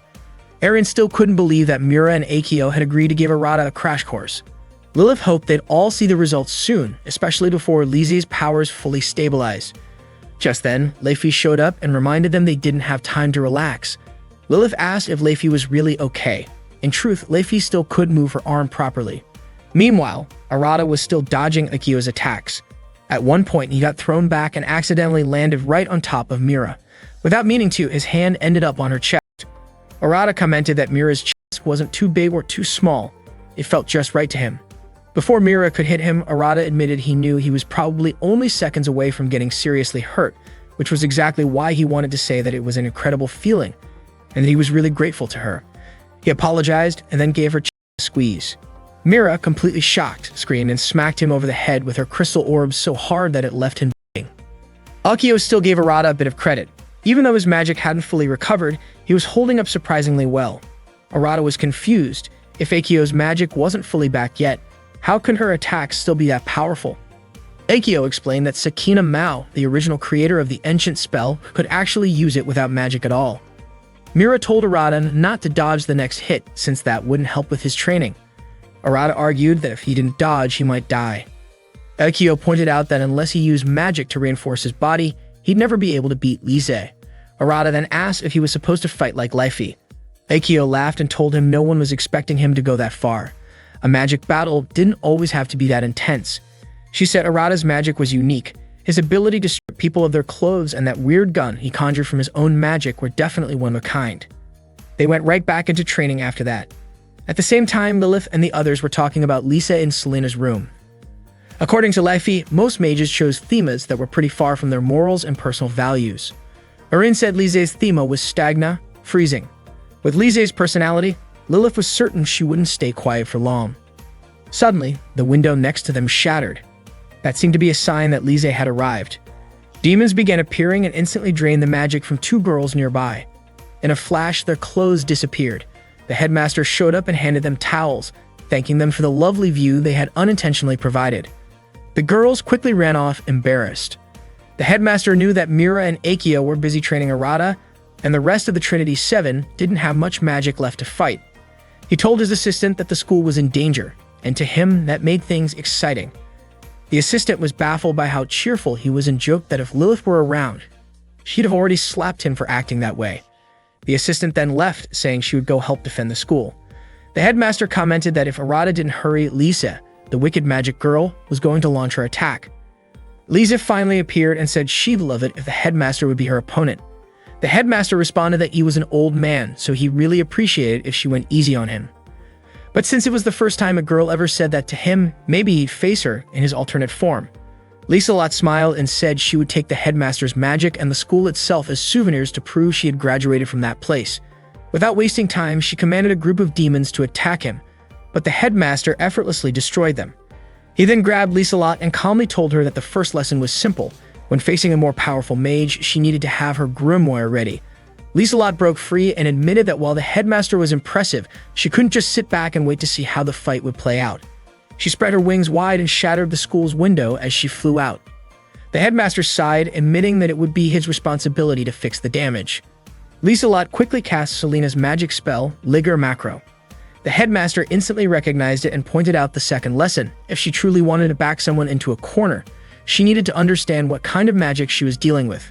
Without hesitation, he began chanting. Lieselot was shocked that he could access a spell so quickly.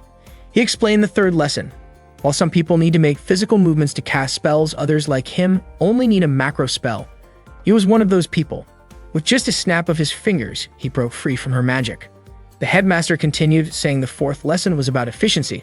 If she could analyze a spell's composition and form, then even a small amount of magic would be enough to cast it effectively. He then gave her a demonstration.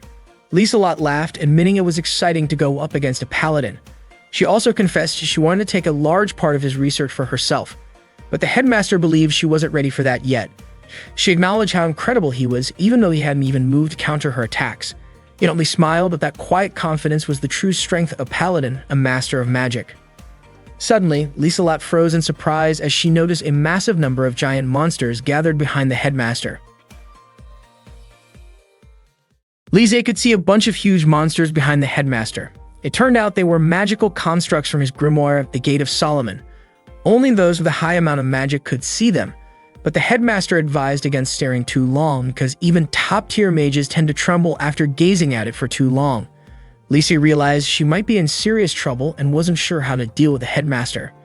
Being cunning as always, Lise tried to distract him in her own sly way by lifting her outfit slightly and asking what he thought about her chest. The headmaster, clearly lacking self-control, got excited and rushed toward her. Lise used that moment to land a powerful kick, sending him flying right out of the school.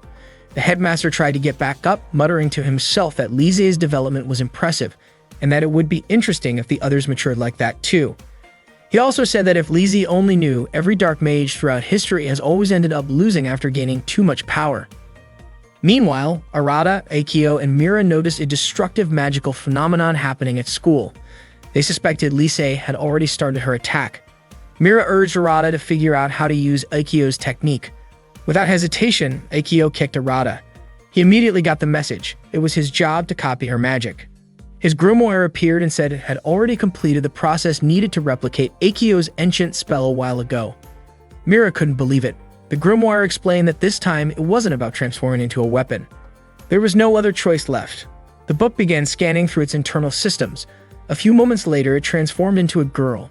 She said she hadn't taken on a human form since Hijiri last used her. Meanwhile, Lilith and the others were hanging out in Selena's room. Sensing a massive magical presence, Lilith guessed it was the headmaster, deliberately causing trouble. Aaron also sensed another powerful magical force heading their way. Suddenly, Lise burst through the wall of Selena's room. But right as she entered, her leg got caught in a rope trap and her body was left dangling in midair. It turned out to be one of Leify's hanging traps. Even Lilith hadn't noticed when Leify had set it up. Lise laughed it off, saying it was nothing but a cheap trick. But Lilith noticed something important. Lise's magic seemed to be weak against direct attacks and traps. Lise complimented Lilith on her sharp analysis. Lilith, however, never thought anyone would describe her that way. Lise broke free from the trap and started walking towards Selena, who was still asleep. She intended to bring Selena over to the side of the dark mages, but it looked like that wasn't going to happen. Not long after, Selena woke up and greeted Lise. Lise asked how she was doing. Selena replied that thanks to her, she wasn't feeling well, and she knew Lise wouldn't apologize. Selena understood that Lise was just that kind of person, which is exactly why she proposed a challenge. If Arata could beat Lise, Selena wanted her to stop being a dark mage and come back to school. Lise admitted she couldn't make that kind of promise. She said she had already made up her mind to absorb the magic of all the Trinity's 7 members so she could defeat the headmaster. As Lise was about to attack, a dragon-like monster bit her. Arata revealed that he had successfully taken back his magic. Everyone, including Lilith, was shocked to see him show up. The girl that would transform from the grimoire also arrived in Selena's room. Lilith recognized her. It was the Astel manuscript. It was the first time the girl had met them in that form. She introduced herself as Sora. Sora explained that the configuration for the ancient spell was already complete. She said Arata had placed the spell somewhere on his body and used it, but to activate it, Arata had to turn his resolve into magic. According to Akio, determination is everything in magic. The feelings one channels into their hands will directly shape the power of their attack. If Arata lacks resolve, he could end up seriously hurt. That's how Akio's magic works. Laughing, Akio asked Mira if she could trust Arata with that kind of power. Mira agreed, but only if Arata could truly wield magic from the Gula archive properly. He needed to be able to stand on his own against Lise. Sora chimed in, saying that kind of magic was a better fit to fight Lise. Akio then mentioned the spell she used was called Conception, and she was placing her trust in Arata to use it. She told him to go teach Lise a lesson. As she knocked her hand on Arata's head, he suddenly saw the image of a young nun in his mind. Arata was confused. He had no idea what he had just seen.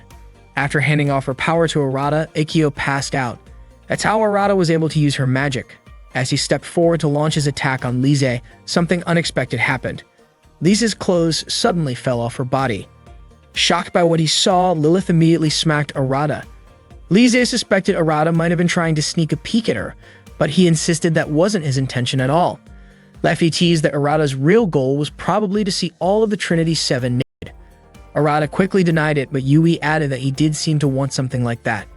Lise pointed out that Leffy was the only one Arata hadn't seen undressed, which Leffy jokingly said Lilith would take her place. Lilith, of course, refused. Suddenly, Sora interrupted their banter to report that Lise's interference magic had stabilized again. Lise admitted Arata's attack had caught her off guard, but she was ready to track him again and take his magic back. Lilith guessed that Arata had copied Ikkyo's abilities and reclaimed his magic, but Leffy believed Lise was demonstrating high-level magic with elements linked to the Demon Lord. Yui and Arin were worried about Arata, but he reassured them. Everything would work out. Arata summoned his dragon again, ready to take on Lise. Sora advised him to touch Lise's chest using his spell to absorb her Demon Lord element. Arata leaped at her, but Lise dodged easily. His dragon lunged toward her next, but she avoided it using teleportation. Sora kept feeding Arata directions, and Lise noticed that he was working in tandem with Sora. She acknowledged that Arata had become faster at tracking her location, but he still couldn't keep up with her speed. Lise kept teleporting quickly, making it difficult to predict her moves and for Sora to keep up. Suddenly, Lise appeared in front of Arata and landed a direct hit. Strangely, her hand couldn't pierce through Arata's body. Sora explained that Arata had cast an enchantment spell to harden his body, making physical attacks ineffective. Lise realized that no matter how she tried to restrain or strike him, it wouldn't work. Sora was confident Arata could win if he managed to absorb Lise's Demon Lord element. That meant if he could touch her chest, she would lose. Sora even joked that he might end up growing her. Arata said he wasn't going to do something like that, though half-joking, he added he might enjoy the moment first and then take his time. Lise laughed, calling Arata an interesting guy. With a smirk, she seemed to realize she didn't have many options left, so she decided to use a secret technique. Lise activated a spell connected to the Acedia archive. She unleashed a lost Technica from the main archive, convinced that once she used it, Arata wouldn't be able to escape. In an instant, everything around them shifted. It was like they had been transported into a barrier or a different world altogether. Sora said things were looking really bad. The technique was a secret Acedia spell called Ball Pure Last Crest, originally developed by Pythagoras, the mage known as the founder of Logos Art. This spell drastically slowed down everything except for the caster herself. In simple terms, it was basically a replica of stopping time. Lise asked if Arata, even without understanding the spell's mechanics, could at least grasp what it was doing. Arata replied that every teenage boy dreams of something like this. Sora understood immediately. It meant Arata could do all kinds of inappropriate things if he wanted. Sora figured that Lise couldn't change anything around her. Arata then asked if that meant she couldn't strip Lilith and the others. Sora even joked that their chests would probably feel as hard as stone if Arata tried to touch them. Seeing that Sora and Arata were still joking around, Lise pointed out how calm they were in a situation like that. Sora asked what they were supposed to do, being stuck in a place like that, since time was under Lise's control. Lise explained that she could even steal a kiss from Arata and take his magic again. Arata said he was honored and asked why they were still able to talk. Apparently, Lise was letting Arata's time continue to flow so she could keep interacting with him. That also meant if Arata tried to do anything to her, she could stop time and do whatever she wanted. Lise said she was going to steal all of Arata's magic, and if she did, he might disappear completely. Hearing that, Arata suddenly remembered the moment when Hijiri vanished right in front of him. But then he started laughing, saying that everything was beginning to feel real now. He even told Lise to go ahead and try it if she really could, because he was always ready to welcome a cute girl. Arata realized what his determination really meant, so he decided to defeat Lise with everything he had. Just before Lise could take his magic, she activated Chrono Calculation to freeze Arata's time. She walked up to him while he stood frozen. Even though she had used up a lot of magic, she was confident she would come out on top. She figured Arata probably had some kind of plan, but at that moment, she got a chance to get her Demon Lord power back. Lise kissed Arata on the lips, but right after that, she felt a sharp pain. Turns out, Arata had placed an ancient spell on his tongue. Sora revealed that the crest on Arata's hand was a decoy, and the real one was hidden on his tongue. Suddenly, Lise collapsed. Arata asked if he had managed to beat her. He had transferred his power from his right hand to his tongue, knowing that Lise would likely try to kiss him. Sora mentioned that Arata's move had made Lise's magic spiral out of control, and it worked incredibly well. She then asked what kind of determination Arata had channeled into that spell. Arata explained that when he received power from Akio, he saw a memory. Akio as a child praying over and over again. He then hugged Lise and told her that the Trinity's 7 members wanted her to come back. He wanted Hijiri to come back too, and that's when he realized something.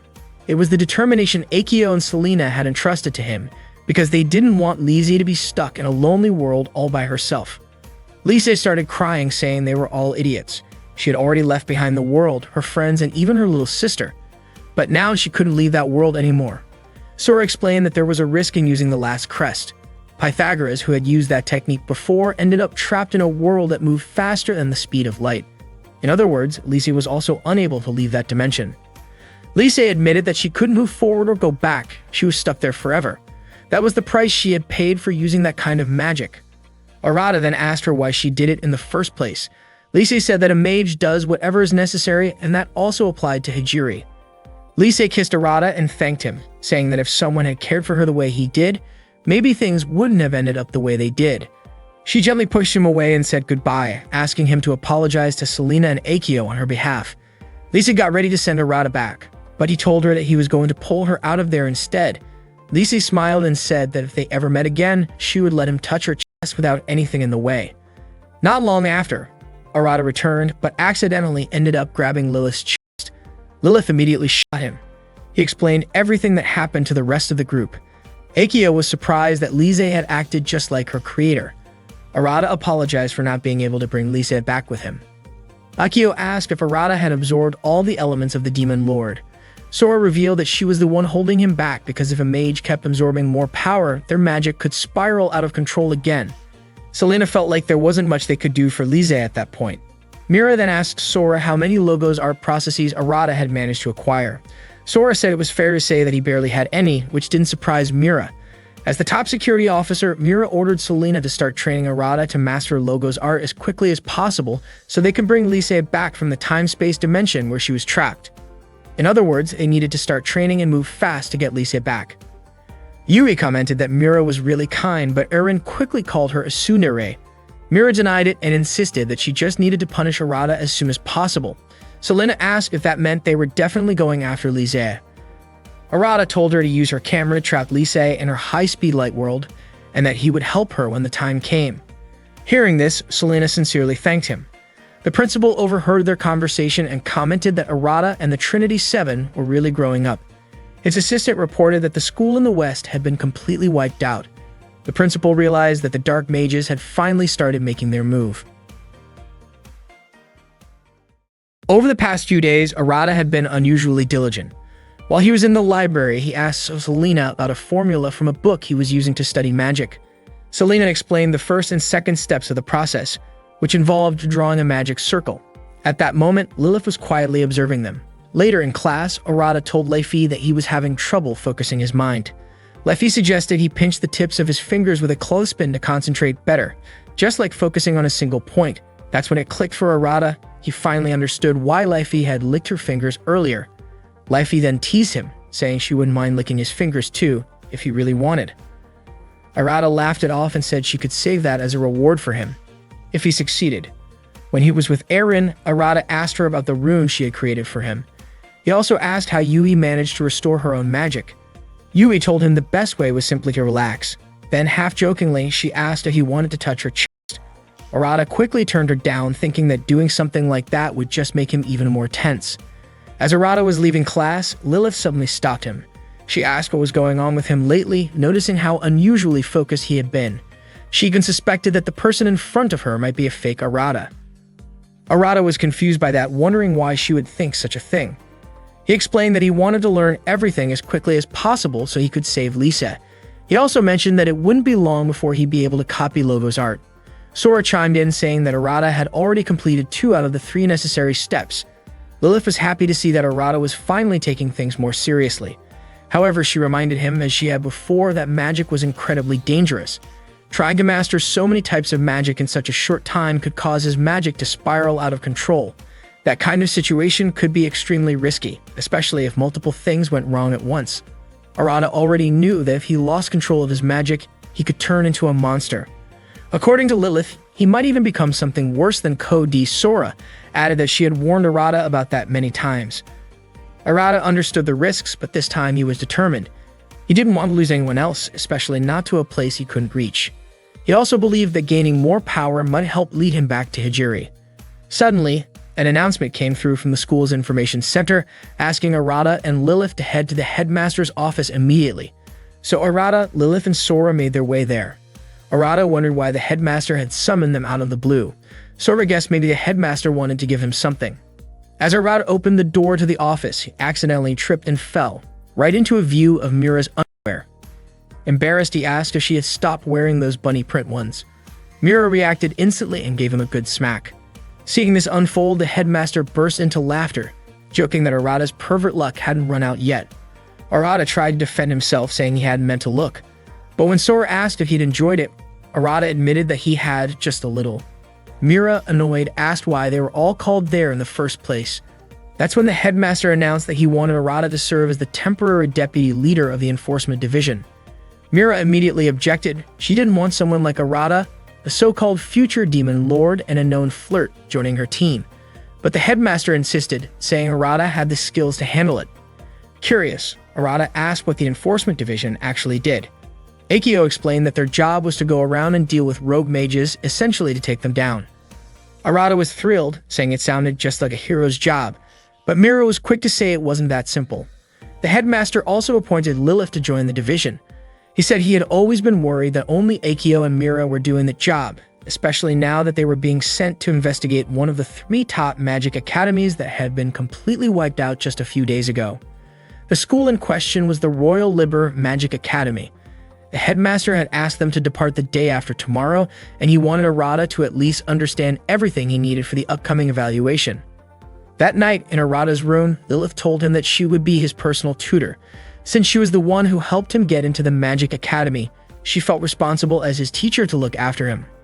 Arata understood and really relied on her. Then Sora asked if that also included naughty lessons. Lilith quickly denied it. Suddenly, Leifi, who had been hanging from the ceiling, commented that she wouldn't just sit by if Lilith was trying to become a flirty kind of teacher.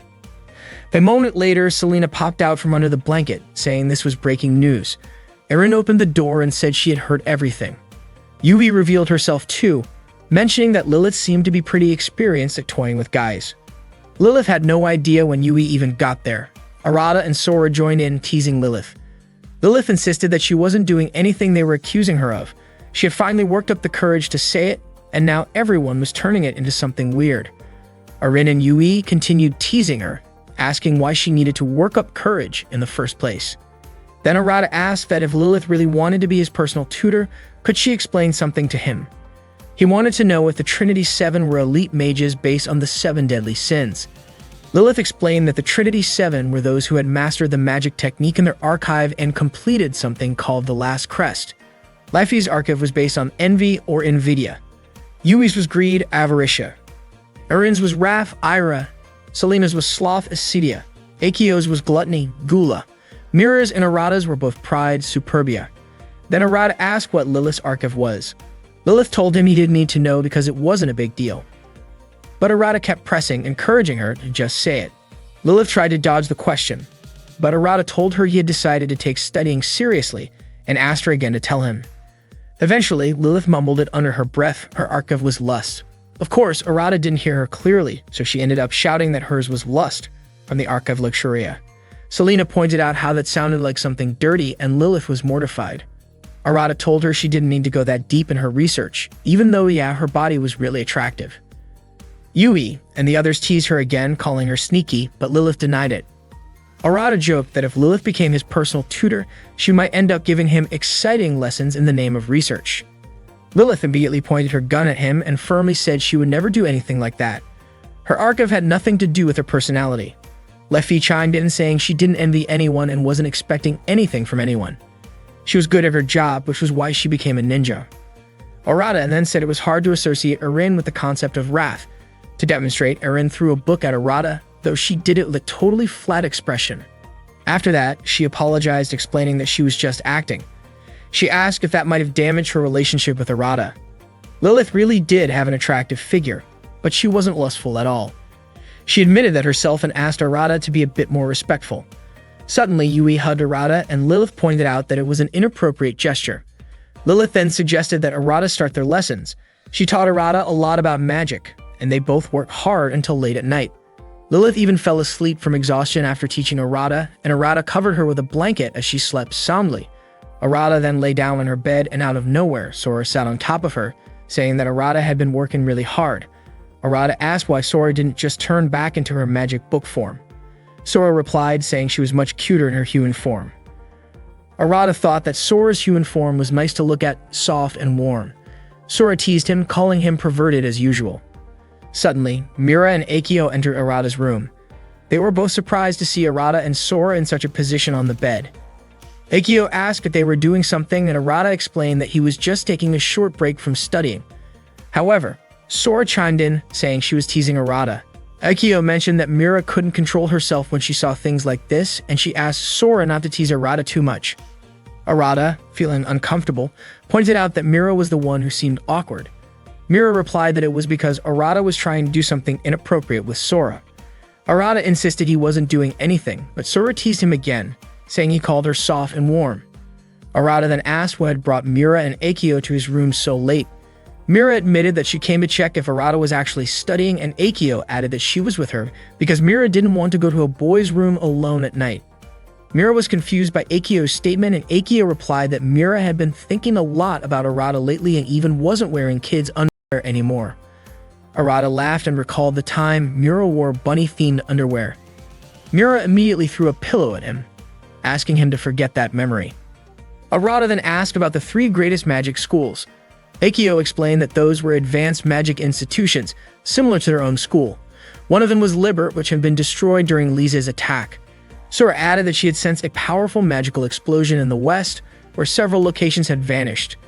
A sensation reminded her of when Arata was separated from Hijiri. Mira explained that their mission was to investigate the cause of that destruction and stop it, even though the source remained unknown. To get there, they would use the teleportation network, a system that connected magic schools across different dimensions. Major cities and locations with magic academies were all linked through these portals. Arata was excited to learn about the teleportation system. While they were gathered, Sora brought up that earlier, a girl in pajamas had entered Arata's room, trying to have a conversation with him. Akio made a light-hearted remark about Mira, which made her visibly uncomfortable. Wanting to defuse the moment, Arata changed the subject.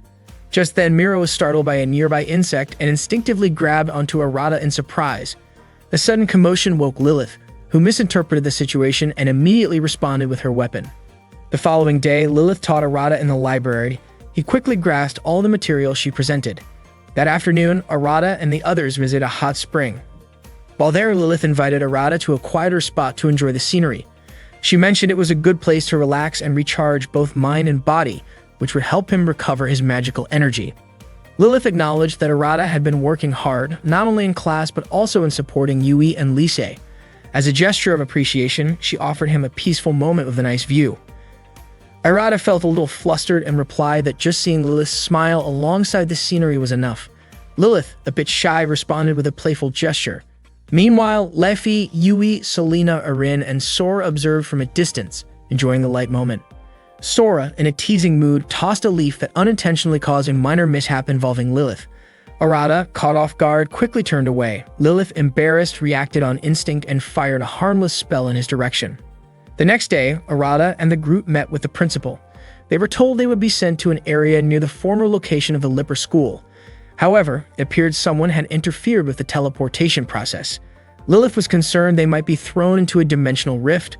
Arata asked what they should do, but the principal assured them they would arrive safely despite a malfunction in the teleportation system. Soon after, Arata, Sora, and Mira found themselves in an unfamiliar location. Sora admitted she did not know where they were, but she sensed a kind of magic similar to what had created her own world. Mira awoke and was surprised by what she saw. She said she had been there before. It was the Royal Liber School. Arata asked if that place had not already been destroyed. Suddenly, Hijiri appeared and greeted Arata. Stunned, Arata asked if it was really her. Mira immediately cautioned the girl not to pretend, stating that the magic she sensed was not human. Determined to uncover the truth, Mira prepared to reveal the girl's true form. The girl acknowledged the strength of the Trinity Seven from Biblia Academy and attempted to block Mira's spell. However, her barrier was not strong enough. Sora advised Arata to let Mira handle it and said that if the girl truly was Hijiri, she would step in herself. The girl smiled and disappeared before anyone could confirm her identity. The girl who looked like Hijiri disappeared before Arata could figure out who she really was. He was incredibly curious about her identity. According to Sora, the girl was a fragment of Iliad who had copied Hijiri's memories, took on her appearance and acted as her replacement. Just like Sora, she had been the one cooking for Arata and cleaning his house ever since the real Hijiri vanished. In a way, it felt like Arata had met her for the first time in ages. Mira said she could investigate on her own and asked why Arata had not gone to see his girlfriend. Sora suspected that Mira might have been jealous now that Hijiri was back, but Arata quickly denied it. Arata, Mira, and Sora were walking through the Libra School building. According to reports, the building was supposed to have been destroyed. Arata started to wonder if the world had been reset somehow, since the school looked perfectly intact. It turned out the entire school had been isolated in another dimension. At that moment, they were surrounded by a massive barrier expanding within a rift between parallel dimensions, which meant they had been teleported to a world where only the school existed, trapping them there. Mira had assumed they would run into Lilith or Akio, but Arata told her there was no one else around. However, he turned out to be wrong. They were suddenly attacked by a group of monsters giving off a twisted, impure aura. Mira got ready to fight them by activating her magic through the Superbia archive and initiating her Thema. Unfortunately, before she could even transform into Magus mode, her clothes suddenly vanished. She quickly tried to cover herself with her arms. Arata immediately handed her his coat to cover up. He then asked Sora what had just happened. Sora guessed that the school had sealed off Magus mode transformations, meaning neither Arata nor Mira could fight properly. Since Sora was pure magic, she could still act freely and offered to take down the monsters herself. She told Arata to get Mira out of there. Without hesitation, Arata picked Mira up. He told her she could hit him later, but for now, they have to run. He also promised not to sneak a look at her body. Once they had left, Sora used her magic to obliterate the monsters in an instant. They collapsed right away under her powerful spell. Then the girl with Hijiri's face appeared. She remarked that Sora's magic was just as strong as always. Sora replied that the Iliad fragment was still using the same old tricks. She did not care how powerful the girl's magic was. Sora knew they were inside her world now. Even so, she showed no fear and was ready to fight her. Meanwhile, Arata and Mira reached a large door, but it would not open. Mira figured they might really be stuck there. Arata, struggling to focus, gave Mira his shirt to wear. She had flustered him so much that he could not concentrate. After putting it on, Mira blushed when Arata called her sexy and told him to stop teasing her. Arata suggested they try to figure out what was going on and find a way out of there. He remembered that it might be possible to escape without defeating the barrier's caster, by destroying the barrier's core instead. Mira said that could be one of the possibilities. Arata asked where the core might be located. Mira explained that it could be placed at a central point or it might be spread across multiple locations in a magic circle. Arata told her to rest while he checked the center of the school. There was a chance that doing so would restore Mira's magic and her clothes. Mira was worried about him going alone, but Arata said that if he got attacked by a monster, he would just run away. Even though it was dangerous, he said he would not be able to forgive himself if he did nothing to help. Mira stepped closer and insisted on coming with him. Arata did not know much about the layout of the school and she did not want to owe him too many favors. Arata agreed and told her they would go together. Meanwhile, Sora kept fighting off the monsters. She didn't expect that the girl who looked like Hijiri would use the monsters as shields. Sora even called her an evil witch. She began to suspect that those monsters might actually be the students from that school. The girl with Hijiri's face explained that the students who had turned into monsters no longer had any will of their own. Sora said it looked like she didn't need to hold back anymore, and then unleash her overwhelming magical power. The girl resembling Hijiri praised the way Sora's magic had grown stronger. Sora admitted that Arata's recklessness had made both of them stronger. The girl wasn't surprised after all. Both she and Hijiri had chosen Arata as the candidate to become the Demon Lord. Sora launched a powerful attack aiming at the girl, but things took a turn when she suddenly got trapped inside a black cube. The girl smiled, saying that Hijiri had always told her Sora was easiest to catch after using her strongest technique. Meanwhile, Arata and Hijiri had reached the center of the school, right at the clock tower. According to Mira, the clock tower could easily serve as the core of a magical barrier. The higher the structure, the wider the area it could cover. Arata figured he probably needed to climb to the top of the tower. Just then, a gust of wind blew through, lifting Mira's shirt slightly and making her flustered. Arata commented that Mira clearly wasn't used to this kind of embarrassing situation and promised to be careful not to look. Even in that moment, Arata couldn't resist teasing her, which got on Mira's nerves a bit. He then asked if she wanted him to go up first, but Mira was worried there might be traps waiting for them. In the end, Arata agreed to carry her. As he climbed the stairs of the tower with Mira in his arms, he asked whether the reason she became head of the investigation division was because of her powerful magic. Mira said that was true, but there was more to it. Her thuma was Justitia, or justice, and that was why she chose to walk the path of righteousness. Arata wondered out loud if thumas were supposed to reflect the opposite of someone's true self. Then, jokingly, he asked if Mira used to be a delinquent. Mira immediately denied it. Curious, Arata asked what she was like in the past. Mira began to open up. Her friends used to say she was lucky for being cute and having strong magic. They would ask whether her powers were natural or the result of training. Mira admitted she had always done her best to avoid getting too close to people because her magic was so strong. It could spiral out of control at any time. Because of that, she wasn't great at making friends. That changed when Akio invited her to help with her research and said she wanted powerful magic. Akio took Mira by the hand and brought her to all sorts of places under the pretense of conducting magical experiments, helping Mira slowly get used to being in school. One day, one of Mira's crystal orbs exploded and injured her. Akio found her lying there, barely conscious, and immediately carried her. When Mira suddenly woke up in Akio's arms, she was stunned. She apologized, thinking her experiment had failed. Akio guessed that Mira had been conducting it in secret to avoid causing trouble for others. Akio then asked why, with such powerful magic, Mira didn't just use it more confidently. That question stuck with Mira. She started wishing she could be as honest and cool as Akio. That was when she decided to take full responsibility for her own power and become an agent of justice. Suddenly, Mira realized she had told Arata everything. Arata said it was a great story. Mira replied that it was exactly why she couldn't stand sinful guys like him. Arata said he thought Mira had finally gone back to her usual self, and he also admitted that her earlier story was interesting. Still, he only started talking to her to help distract himself from everything else going on. Mira realized that and immediately tightened her grip around Arata's neck, calling him a shameless sinner of a man. Arata was almost out of breath from that, so Mira told him to stop worrying about her. Their priority at that moment was figuring out how to get out of that place. They made it to the top, and it looked like there weren't any traps around. As they got closer to a black cube, they found Sora inside it. Then, a girl with Hijiri's face appeared and laughed, saying she had been waiting for Arata. Mira quickly reminded him that the girl was just a fragment of Ilia. The Hijiri lookalike told them she had successfully sealed the magic from Arata's grimoire. If she destroyed Mira, it would just be her and Arata left, and time and space would stop right there. After that, they would be together in that place forever. Suddenly, monsters started appearing one after another. Mira could feel a strong, impure aura, and Arata recognized it as a serious threat.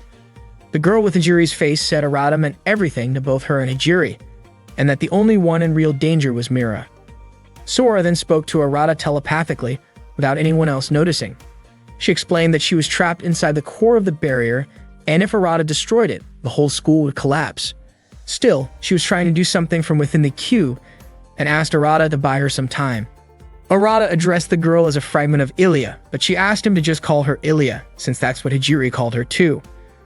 Arata said he would stay there on one condition, that she let Mira go. Mira was surprised that Arata would make that kind of decision. Arata asked if Ilia only wanted him. If that was the case, then Mira didn't mean to be there. Ilia admitted that was true, and that she didn't mean Mira. In that world, it would just be the two of them. Ilia agreed and told Arata to come to her. Hearing that, Mira told him there was no need to sacrifice himself like that. But Arata said he was acting as her representative and had to make sure she got out safely. Mira insisted that he was just a temporary stand-in, but Arata smiled and told her to find a way to bring him back after she escaped. Ilia walked up to Arata, and he asked whether Sora would die if left in that place. Ilia replied that grimoires couldn't die. The only true death for a grimoire is being forgotten forever. Arata said that was incredibly sad. It was hard to forget someone with Sora's energy and personality. Ilya remarked that Arata was surprisingly kind, considering he thought that way about a grimoire, which was technically just a tool. Then Arata asked whether it was really true that Hijiri wanted to destroy the world. Ilya said the Hijiri he once knew was no longer the same. This version of Hijiri would bring the world to an end and destroy all the floating islands. When that time came, Arata would have to beg for her mercy, for his own sake. Ilya added that she couldn't allow Mira to leave the barrier, so she planned to kill her as quickly as possible. Just as Arata was about to strike Ilya, something wrapped tightly around his legs. It turned out Ilya had suspected that Arata would try to communicate with Sora through telepathy. According to her, he had underestimated what a girl in love was capable of. She claimed that a girl who truly loved someone would know everything about the guy she loved. She wanted to tie him to her, not letting any other girl get close to him. And that, to her, was what real love looked like. Meanwhile, Sora suddenly realized that Ilya was using a device to drain her magic. Ilya declared that Sora would remain there forever, serving as her personal source of energy. It was only then that Sora fully understood she had walked into a trap. Just as Mira was about to attack Ilya, monsters appeared and stopped her. Ilya paid Mira no attention, saying she was ready for Mira to die already. Arata desperately wanted to help Mira fight off the monsters, but the binds on his body were only getting tighter. Ilya told him he didn't need to worry about Mira at all. In her view, Hijiri would definitely get jealous. She told Arata to just watch what Hijiri was about to do to Mira. And on top of that, he'd also see his grimoire lose its purpose and turn into something completely useless. Seeing both Sora and Mira in pain, Arata called out to Ilya and stared at her with pure anger. He said he genuinely liked seeing girls smile. All he ever wanted was for his friends to be happy and to spend their days smiling. That was all that mattered to him. Then he asked, was he really going to fail again just because of some incomprehensible power called magic? If that were the case, he'd never be able to take control of anything. Sora suddenly screamed at Ilya to stop Arata, but his anger had already reached its limit, and in that moment, Arata transformed. Sora explained that this was his true form, the form of the next Demon Lord, the one hidden deep within him. This was the real power of the Astral Trinity. Arata transformed after unleashing all his rage. Ilya looked terrified and didn't see it coming. Sora mentioned that Arata's form at that moment was the Astral Trinity Magic King. Arata immediately removed the magic power from Ilya, which caused her claws to vanish instantly, returning her to her original form. Then he freed Sora from her seal. Sora was thrown out and fell to the ground. Arata told Ilya that this was the power she wanted. Mira quickly ran to Sora and asked if she was okay. Sora replied that she had broken free from her confinement. Not long after, Arata triggered a phenomenon of destruction to take control over it. Sora explained that it was the manifestation of Arata's Thema control because, at its core, magic is the will of the Magic King. Mira realized her magic had returned. Sora said it was thanks to Arata. More precisely, the Magic King had taken over that world and seized control from Ilya. Mira wasn't going to let that happen. She activated her magic by connecting to the Superbia archive. Sora told her to do it fast or not at all. Mira and Sora dashed toward Arata to try to stop him, but Arata erased their magic and their clothes disappeared in an instant. Arata gently touched Mira's face and told her she had potential that matched his. He then asked her to become his, leaning in to kiss her. But Mira immediately slapped him across the face. She told him the person in front of her wasn't the Arata she knew, which is why she rejected his kiss. Hearing that, Arata's form almost reverted to normal. While he was distracted, Sora used her magic to bring him back to his original self. Soon enough, Arata was back to normal. Sora let out a breath of relief and said she liked the silly version of Arata better. Arata looked weak but seemed okay. He thanked Mira for slapping him. Turns out, it snapped him back to his senses. Arata said that it wasn't the time to be fighting and asked what they should do about everything. Sora said the fastest way to end it all was to defeat Ilya, the magic book girl. Mira agreed, saying Ilya was the core of that world. But Arata said he had no intention of defeating her to end it all. Instead, he asked Ilya how they could get out of that world. He admitted he wouldn't mind staying there forever with her, but he wanted to see Hijiri in person. Also, if they couldn't leave, he wouldn't be able to thank Ilya properly, because he knew she was the one who took Hijiri's place while she was gone. Arata told her she had helped him a lot, and he genuinely wanted to thank her. Sora was confused why Arata wanted to thank Ilya, even though she had planned to trap him. Arata said he'd rather get along with someone, even if that person tried to kill him. Mira was shocked by what he said and said she had a lot of questions for him once they got out. She added that Arata was truly a sinful man. Ilya apologized to Arata and said that the space they were in was no longer under her control, so there was nothing she could do about it. Sora suspected it had something to do with the black sun Arata created. Arata didn't even realize he could do something like that. Sora remarked that the Magic King truly had incredible power. Arata believed he must be an amazing Magic King, but to Mira, he was always just a walking disaster. Ilya was puzzled that they could laugh while stuck in such a terrifying situation, especially since there was no way out of the space she created and they might all vanish there. Arata said that somehow he and his friends always managed to pull things off. According to Sora, Arata just had unusually good luck, even though Mira thought he was always causing trouble. Ilya asked if Arata and the others would really be able to make it through. Arata was confident they could, as long as everyone worked together. Then Arata summoned his gun.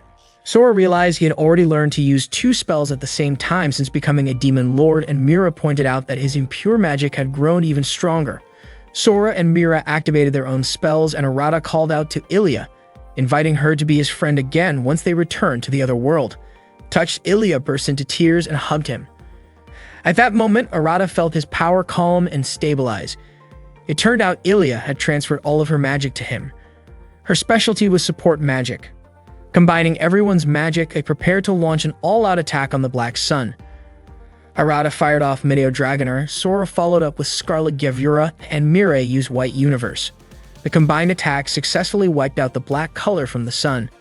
Not long after, Lilith and Akio called out to them. Lilith felt relieved to see Arata and Mira safe, since she had no idea where they were earlier. Suddenly, Arata collapsed into Lilith's arms. Mira explained that he was completely exhausted from transforming into the Demon Lord and using such a huge amount of magic. She added that Arata's magic was nearly depleted. Lilith didn't quite understand what Mira meant, so Mira suggested they continue the conversation after some rest. She also asked them to help get everyone out of that place. Then, out of the blue, Akio asked when Mira had started calling Arata by his first name. Embarrassed, Mira claimed it was because he was the acting vice captain. Akio laughed and said she didn't mind at all. Lilith suggested they head back to school right away. Without warning, Akio picked up Mira, who was totally caught off guard. Akio admitted she had been seriously worried about Mira, but she was really glad to see her safe.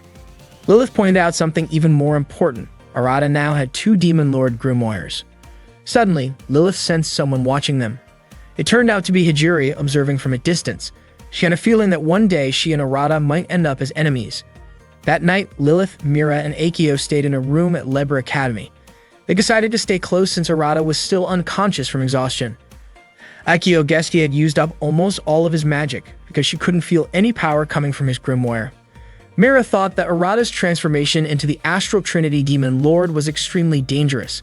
According to her, once the Demon Lord's consciousness took over Arata, he became completely uncontainable, and there would be nothing anyone could do to stop him. Akio asked half seriously if Arata was really that dangerous. Maybe they should just kill him now. Mira was shocked to hear her say that. But Akio quickly clarified she wasn't actually planning to do it, she liked Arata. Plus, Yui and Arin would be furious if she ever hurt him, and she was pretty sure Mira and Lilith would be angry too. Lilith and Mira immediately denied it, insisting they didn't care about a sinful guy like Arata. Akio couldn't help but laugh at their reactions. Lilith then said they should probably report everything to the headmaster, since they needed to figure out their next move. Akio asked who had destroyed Leber Academy. Mira explained that it was a grimoire, the Shattered Iliad. She suspected the one responsible was the girl Arata had been searching for, Hijiri, the former owner of that legendary grimoire. Mira believed Hijiri was a powerful mage who had made a contract with the book and reached an advanced level of magic. Later that night, Arata finally woke up and softly called Hijiri's name. Suddenly, Hijiri appeared and gently took his hand. Arata smiled at her, saying there was no way he could ever forget her. He apologized for not reaching out to her hand before she vanished, saying that because of that, he couldn't save her. Hijiri forgave him and said she was happy he had become a mage to rescue her. Arata said he would do whatever it takes to save Hijiri, which is why he needs to become stronger and bring her back. Hijiri asked if Arata knew that she was his enemy and even stronger than him. Arata admitted he could feel that, but still he was a powerful candidate to become the Demon Lord. Hijiri smiled and said that Arata meant a lot to her, and now it turns out he's the Demon Lord. Arata confessed that's exactly why he was going to make sure to reach out and take her hand. Hijiri said she would be waiting for him. But then, in a sudden twist, she tried to destroy him right then and there. Hijiri prepared to attack Arata with her magic, while Arata simply smiled. Out of nowhere, an explosion happened, knocking Arata down. Lilith rushed in, asking if he was okay. Arata said the person in front of him was Hijiri. Lilith realized it too and pointed out that Hijiri didn't look hurt at all, even though Lilith had just shot her. Hijiri recognized Lilith as a student from Royal Biblia Academy, known for being the youngest genius magician and one of the Trinity Seven. Lilith suspected that Hijiri also had a Demon Lord element, just like Lisa. It turned out Hijiri had gained it from the destroyed world that had sucked her in that day, a transformation far beyond standard Magus mode powered by that element. Hijiri's appearance changed as she revealed that her outfit was the embodiment of the Archive of Ira. The clothes she wore represented destruction with the Thema Ruina, creation with the Thema Partum, and deconstruction with the Thema Analysis. Hijiri had mastered all three themas, reaching the ultimate state called Trinity. Lilith dropped her weapon and ran over to hug Arata. She knew his magic was nearly gone, and if he got hit by Hijiri's attack, he would vanish for real. Lilith was determined to protect Arata no matter what. Hijiri said she was going to take the magic from Arata's grimoire, and if she could do that, then maybe one day she could recreate him. Arata said if it was possible, he hoped Hijiri wouldn't kill him. But Hijiri responded by telling him to endure her attack, telling him to withstand the explosion of ire from her. She fired her Black Azazel spell straight at Arata, but just in time the attack was blocked by Erin. Erin heard the commotion and immediately tore through space and time to teleport to their location. Lilith was shocked that Erin could even teleport through space-time like that. Erin thought it was either because Arata had called her or maybe because she was able to manifest the spear once used by Skafach, the founder of the Chaotic Rune. Hijiri recognized it as the demonic spear Gibolg, admitting that Erin really could neutralize her magic using that weapon. Suddenly, Akio and Mira showed up, arriving just in time to help Arata. Mira called out to him, asking if he was still alive. Erin was surprised when she heard Mira calling Arata by his name. That hadn't been the case before, so she figured Mira might be in her Dare mode. Arata explained that he was still alive thanks to Lilith and Erin who had saved him. Hijiri said Arata had surpassed even Magic Kings because he managed to call on his friends to deal with that strange space. She also claimed that the situation at Biblia Academy was about to get even worse now that Erin had shown up there. Erin could have sealed Arata's power, and everyone else's, right then and there, but instead, she chose to stir up some chaos at the school. Hijiri, along with her group called Iscariot, was heading to Biblia Academy. If Arata didn't return soon, he might lose his place there. Arata tried to stop her, but Hijiri disappeared anyway. Lilith and Erin guessed that Hijiri had teleported to the school because Erin sensed the same kind of magic that appeared when Mira had been summoned there earlier. Erin apologized, saying it was her first time using that magic, and it only happened because Arata had called her. Arata still didn't quite understand the logic behind all of it, but to him, what mattered was that Erin came to save him, and for that, he was grateful. Erin felt happy that she was able to help him. Mira figured it was probably Hijiri and her group Iscariot who destroyed Liber Academy. They were most likely heading to Biblia Academy now, and it seemed like they were planning to wreck it too. Akio called them a huge pain, and Lilith pointed out that they couldn't just rush back yet, since Arata hadn't fully recovered. But Arata insisted they had to return. Lilith warned him that his magic was severely drained and pushing himself would be dangerous. Still, Arata said he was fine. What mattered more was that things would get even worse if the Trinity Seven didn't go back. Mira looked into her crystal ball and saw the situation at Biblia Academy. Sure enough, the only ones left there were Yui and Leifi. Arata stood up and said they couldn't just sit around. They had to move. He said he would go after Hijiri and do something about all of this. On that day, the magic school Biblia was bombarded with attack after attack from above the school building. The students screamed in fear while the teacher tried to calm them down. Leffy decided to go and check it out while the principal was left stunned, observing the event from his office. Leffy fought against Lu, who had launched an explosion at the Biblia school building. Lu was a user of Ildanik, a magical technique that allowed her to fight with incredible speed. It was an honor for Leffy because Lu praised her skill. Lu even said that she would praise Leffy again, and Leffy responded by telling her that she was actually ranked 3rd in the world. Lu then revealed that she was ranked 2nd.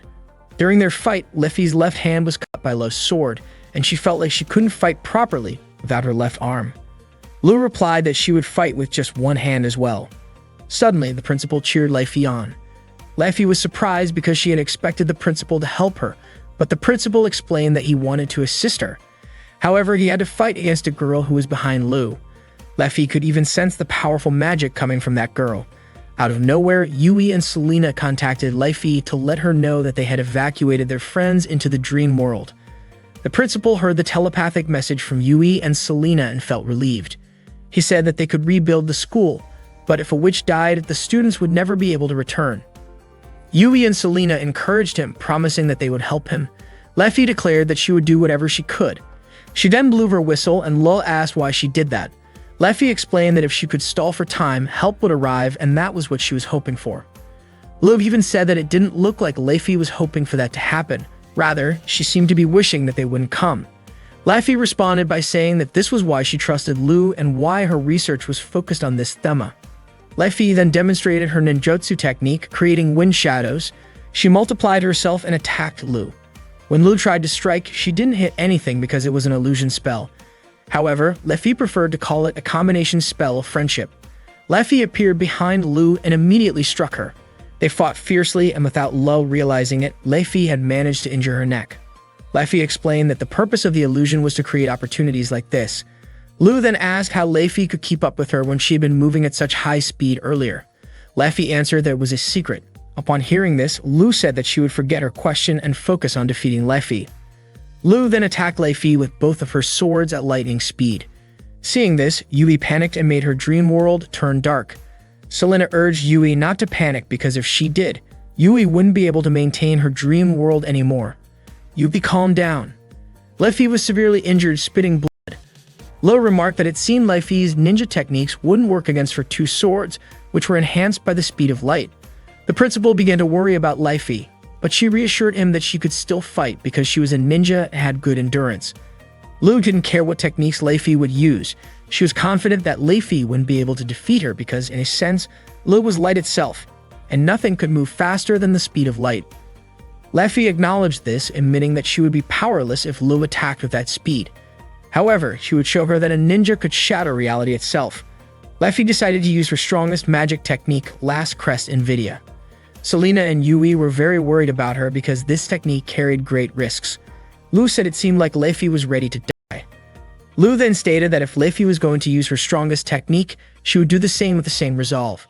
Lei Fei unleashed her magic technique, and Lu finally realized that Lei Fei could attack her from all directions at the same time, even while moving at the speed of light. Lu called it an incredible destroyer, an unmatched power, a force of nature so strong it could be called a demon, the pinnacle of shamanic spells. Unfortunately, Lu was disappointed because the Last Crest Invidia, which she thought would be much more impressive, turned out to be less extraordinary. She was also curious if Lei Fei really believed that her destroyer could defeat the Goddess of Light. Lu easily stopped Lei Fei's strongest magic technique. It turned out that Lei Fei had been playing with her, pretending to use her last crest, and that was when she made her escape. Lei Fei ran away with the headmaster, who had already set up a barrier, but it was only a matter of time before Lu would find her. Lei Fei mentioned that at least she had bought some time, and she bandaged her left arm, which was injured. Lei Fei said she had asked Yui to use Arc Symphony to cast a spell on the timeline ahead, which was why she managed to escape. Yui reached out to Lei Fei again to check on her, and Lei Fei told her that she wasn't in the best condition, hoping that someone would come to rescue her. Yui really hoped that Arata and the others would return soon. Meanwhile, Arata still couldn't come back because it turned out that her teleportation device had been destroyed. Lilith suspected it was Hijiri's doing. Mira explained that the teleportation device had been built using ancient high-tech, and its complexity was enormous. Akio said they would need dozens of specialists to help fix it. Arata asked if they needed a different device, but Erin said it would take a day to reach the nearest location. Arata wondered what they should do, as they had no more time left. Lilith said she could handle it as long as everyone helped her. Mira mentioned that they had been working her hard recently. Akio remarked that they had to show how great the Trinity 7 really was. Lilith and her friends started working on it. Meanwhile, Lu was walking through the corridor looking for Lei Fei. Lu could feel Lei Fei's presence, so when Lei Fei tried to attack her in secret, Lu easily blocked the strike. Lei Fei's movements were faster than before, as she had been healed by the Headmaster's magic while they were hiding. This allowed Lei Fei to use her left hand a little. Lei threw her knife-like gaze at Lu, and Lu managed to dodge it. Not only that, but Lei also used her ninja binding thread technique, so any slight movement from Lu would result in her getting cut. Lu activated her magic through the NVIDIA archives with the Thema of Virtus Arm. She summoned the Light Spear and Sword, Brionac and Fragarak in both hands, as well as the Light Wings Cleum Soles. In an instant, Lei's binding threads were severed. Lei didn't even realize that someone with the Trinity title could do such a thing. The headmaster commented that they were all legendary treasures that could only be obtained after mastering their own themas, and Lu was using her 3 highest treasures. Lu explained that she had also become a candidate for the Magic King after receiving the Magic King element. In a flash, Lu was able to defeat Lei and mentioned that she had decided not to use her last crest, as it would have been too dangerous for her. Seeing Lei fall covered in blood, Yui screamed and cried. She said she had to help Lei, but Selena stopped her, explaining that if she went, it would be dangerous for all of her school friends. Yui said she couldn't leave Lei behind. At that moment, Yui became so worried that she made the dream world turn dark. Selena decided to go help Lei, telling Yui that she was the younger sister of one of the Trinity 7, Lise. She also mentioned that she and Lise had studied together and understood the material well. Yui reluctantly agreed, but Selena reassured her that she would definitely return. Selena immediately jumped into the world where Lei and Lu were. She quickly bound Lu with her camera magic. Lu had already anticipated something like this would happen. Selena quickly approached Lei and told her that she would stop the bleeding using a healing macro spell. Lu commented that the macro magic that bound her was crafted really well, but she didn't think it was anywhere near strong enough to fight a witch who had reached Trinity level. Lu easily broke the magic binding and said that Selena would die. Just before Lu fired a spell at Selena, Selena softly called out to her older sister. The explosion from Lu's spell was so powerful that it damaged the corridor floor. The blast was so huge because Lu couldn't hold back her power when she used that form. After that, Lu aimed to eliminate the principal. The principal said that it seemed like there was someone Lu had to face. Suddenly, a voice from Lise was heard, saying that the principal had already made a date with her. Lise mentioned that Lu had hurt both her friend and younger sister, and she wouldn't forgive her. At that moment, Lise entered Selena's body. Lu realized that Lise was using her last crest and trapped her in her world forever. Lise and Lei were in the infirmary at the time, so that's why Selena could contact Lise. So Selena had frozen Lise's world with her camera, and at that moment, Selena was in Lise's world. Simply put, they swapped places using Selena's magic camera. Selena was confident that Lise would be able to handle things with her body. As Lu prepared to attack Lise, Lise had already switched places. She said that Lu's magic was no match for hers. Selena bound Lu using magic from Lise's world. Lise said that the camera could imprint a moment of light on the film, and at that moment, Lu had been imprinted into that world by Selena's camera and was trapped there. When Lu tried to activate her light spear, Brionac, suddenly the light spear shattered. Lise teased her, saying, "Nice move," but Lu responded that she was wiser than Lise because she'd rather lose her weapon than her moves. According to Lise, Lu had lost control of one of her legendary weapons and used its power to break Lise's spell. Lise then asked what would happen if she used the same technique twice. Lu got frustrated and said that she would defeat Lise. As Lu prepared to attack, she had a feeling that Lise would do the same thing to her. Lise aimed her camera, but just as Lu disappeared and appeared behind her, Lu fired her light attack. Lise tried to dodge, but when Lu thrust her light sword, Lise screamed in fear, though it turned out she was just joking. Lei, who was behind Lu, immediately swung her sword at Lu's body. She used her secret technique, Avidia Slash. It turned out that Lise hadn't taken a picture of Lu, but was actually trying to heal Lei. At that moment, the camera bound Lei's pain and blood to stop her bleeding and speed up her recovery. Lei really liked how well Selena and Lise combined their powers. Lu had lost her legendary weapon and would need a long time to use it again. Her chances of attacking were now under 15%. Lei suggested that Lu should just back off, but Lu apparently planned to team up with Hijiri. Hijiri asked if Lise had decided to become a good witch. Lise said that she had lost to Arata, the precious Magic King candidate. Hijiri then asked if Lise was sure of her decision, if she chose a stagnant form for herself, since the world she came from had no future. Lise said that she didn't want to leave Selena in a world like that forever, but someone wanted to save her and lecture her, saying that her friends wanted her back, so Lise liked that world. Hijiri reminded everyone that she and Lu were evil witches, so they would not allow traitors to escape. According to Lise, since she was an evil witch, it would not be a problem if she betrayed herself. At that moment, Leifi was about to assist Lise in attacking Hijiri and Lu, but suddenly Yui informed Leifi that her magic was almost fully recovered and she would help. Unexpectedly, Yui's telepathy was heard by Hijiri, who then decided to kill all three of them before the Magic King could fully control Trinity 7. Suddenly, Hijiri felt something dangerous in the area. Out of nowhere, Arata appeared from his teleportation and accidentally fell onto Lu. Arata unintentionally grabbed Lu's chest, and not long after, Lilith arrived and fell on top of Arata, followed by Erin, Aikyo, and Mira, who managed to land in the area. Leifi and Yui were delighted to welcome them. Mira asked if Arata had done something wrong to the girl he had just met, as his hand was still holding her chest. Arata explained that it was an accident, not something he enjoyed, but then he added that he did enjoy it. Hearing this, Lisa laughed. She told Hijiri that she would remain on the side of good, alongside her friends in Trinity 7. Arata told Hijiri that it was time for them to launch a counterattack. Arata emerged from his teleportation and accidentally landed on top of Lu, inadvertently placing his hand on her chest. Shortly after, Lilith arrived and fell onto Arata, followed by Erin, Aikyo, and Mira, who managed to land in the same spot. Leifi and Yui were overjoyed to welcome them back. Liselot told Hijiri that she would remain on the side of good alongside her friends in the Trinity 7. Arata informed Hijiri that it was time for them to launch a counterattack. He pleaded with his friends for their support, expressing his desire to bring Hijiri back.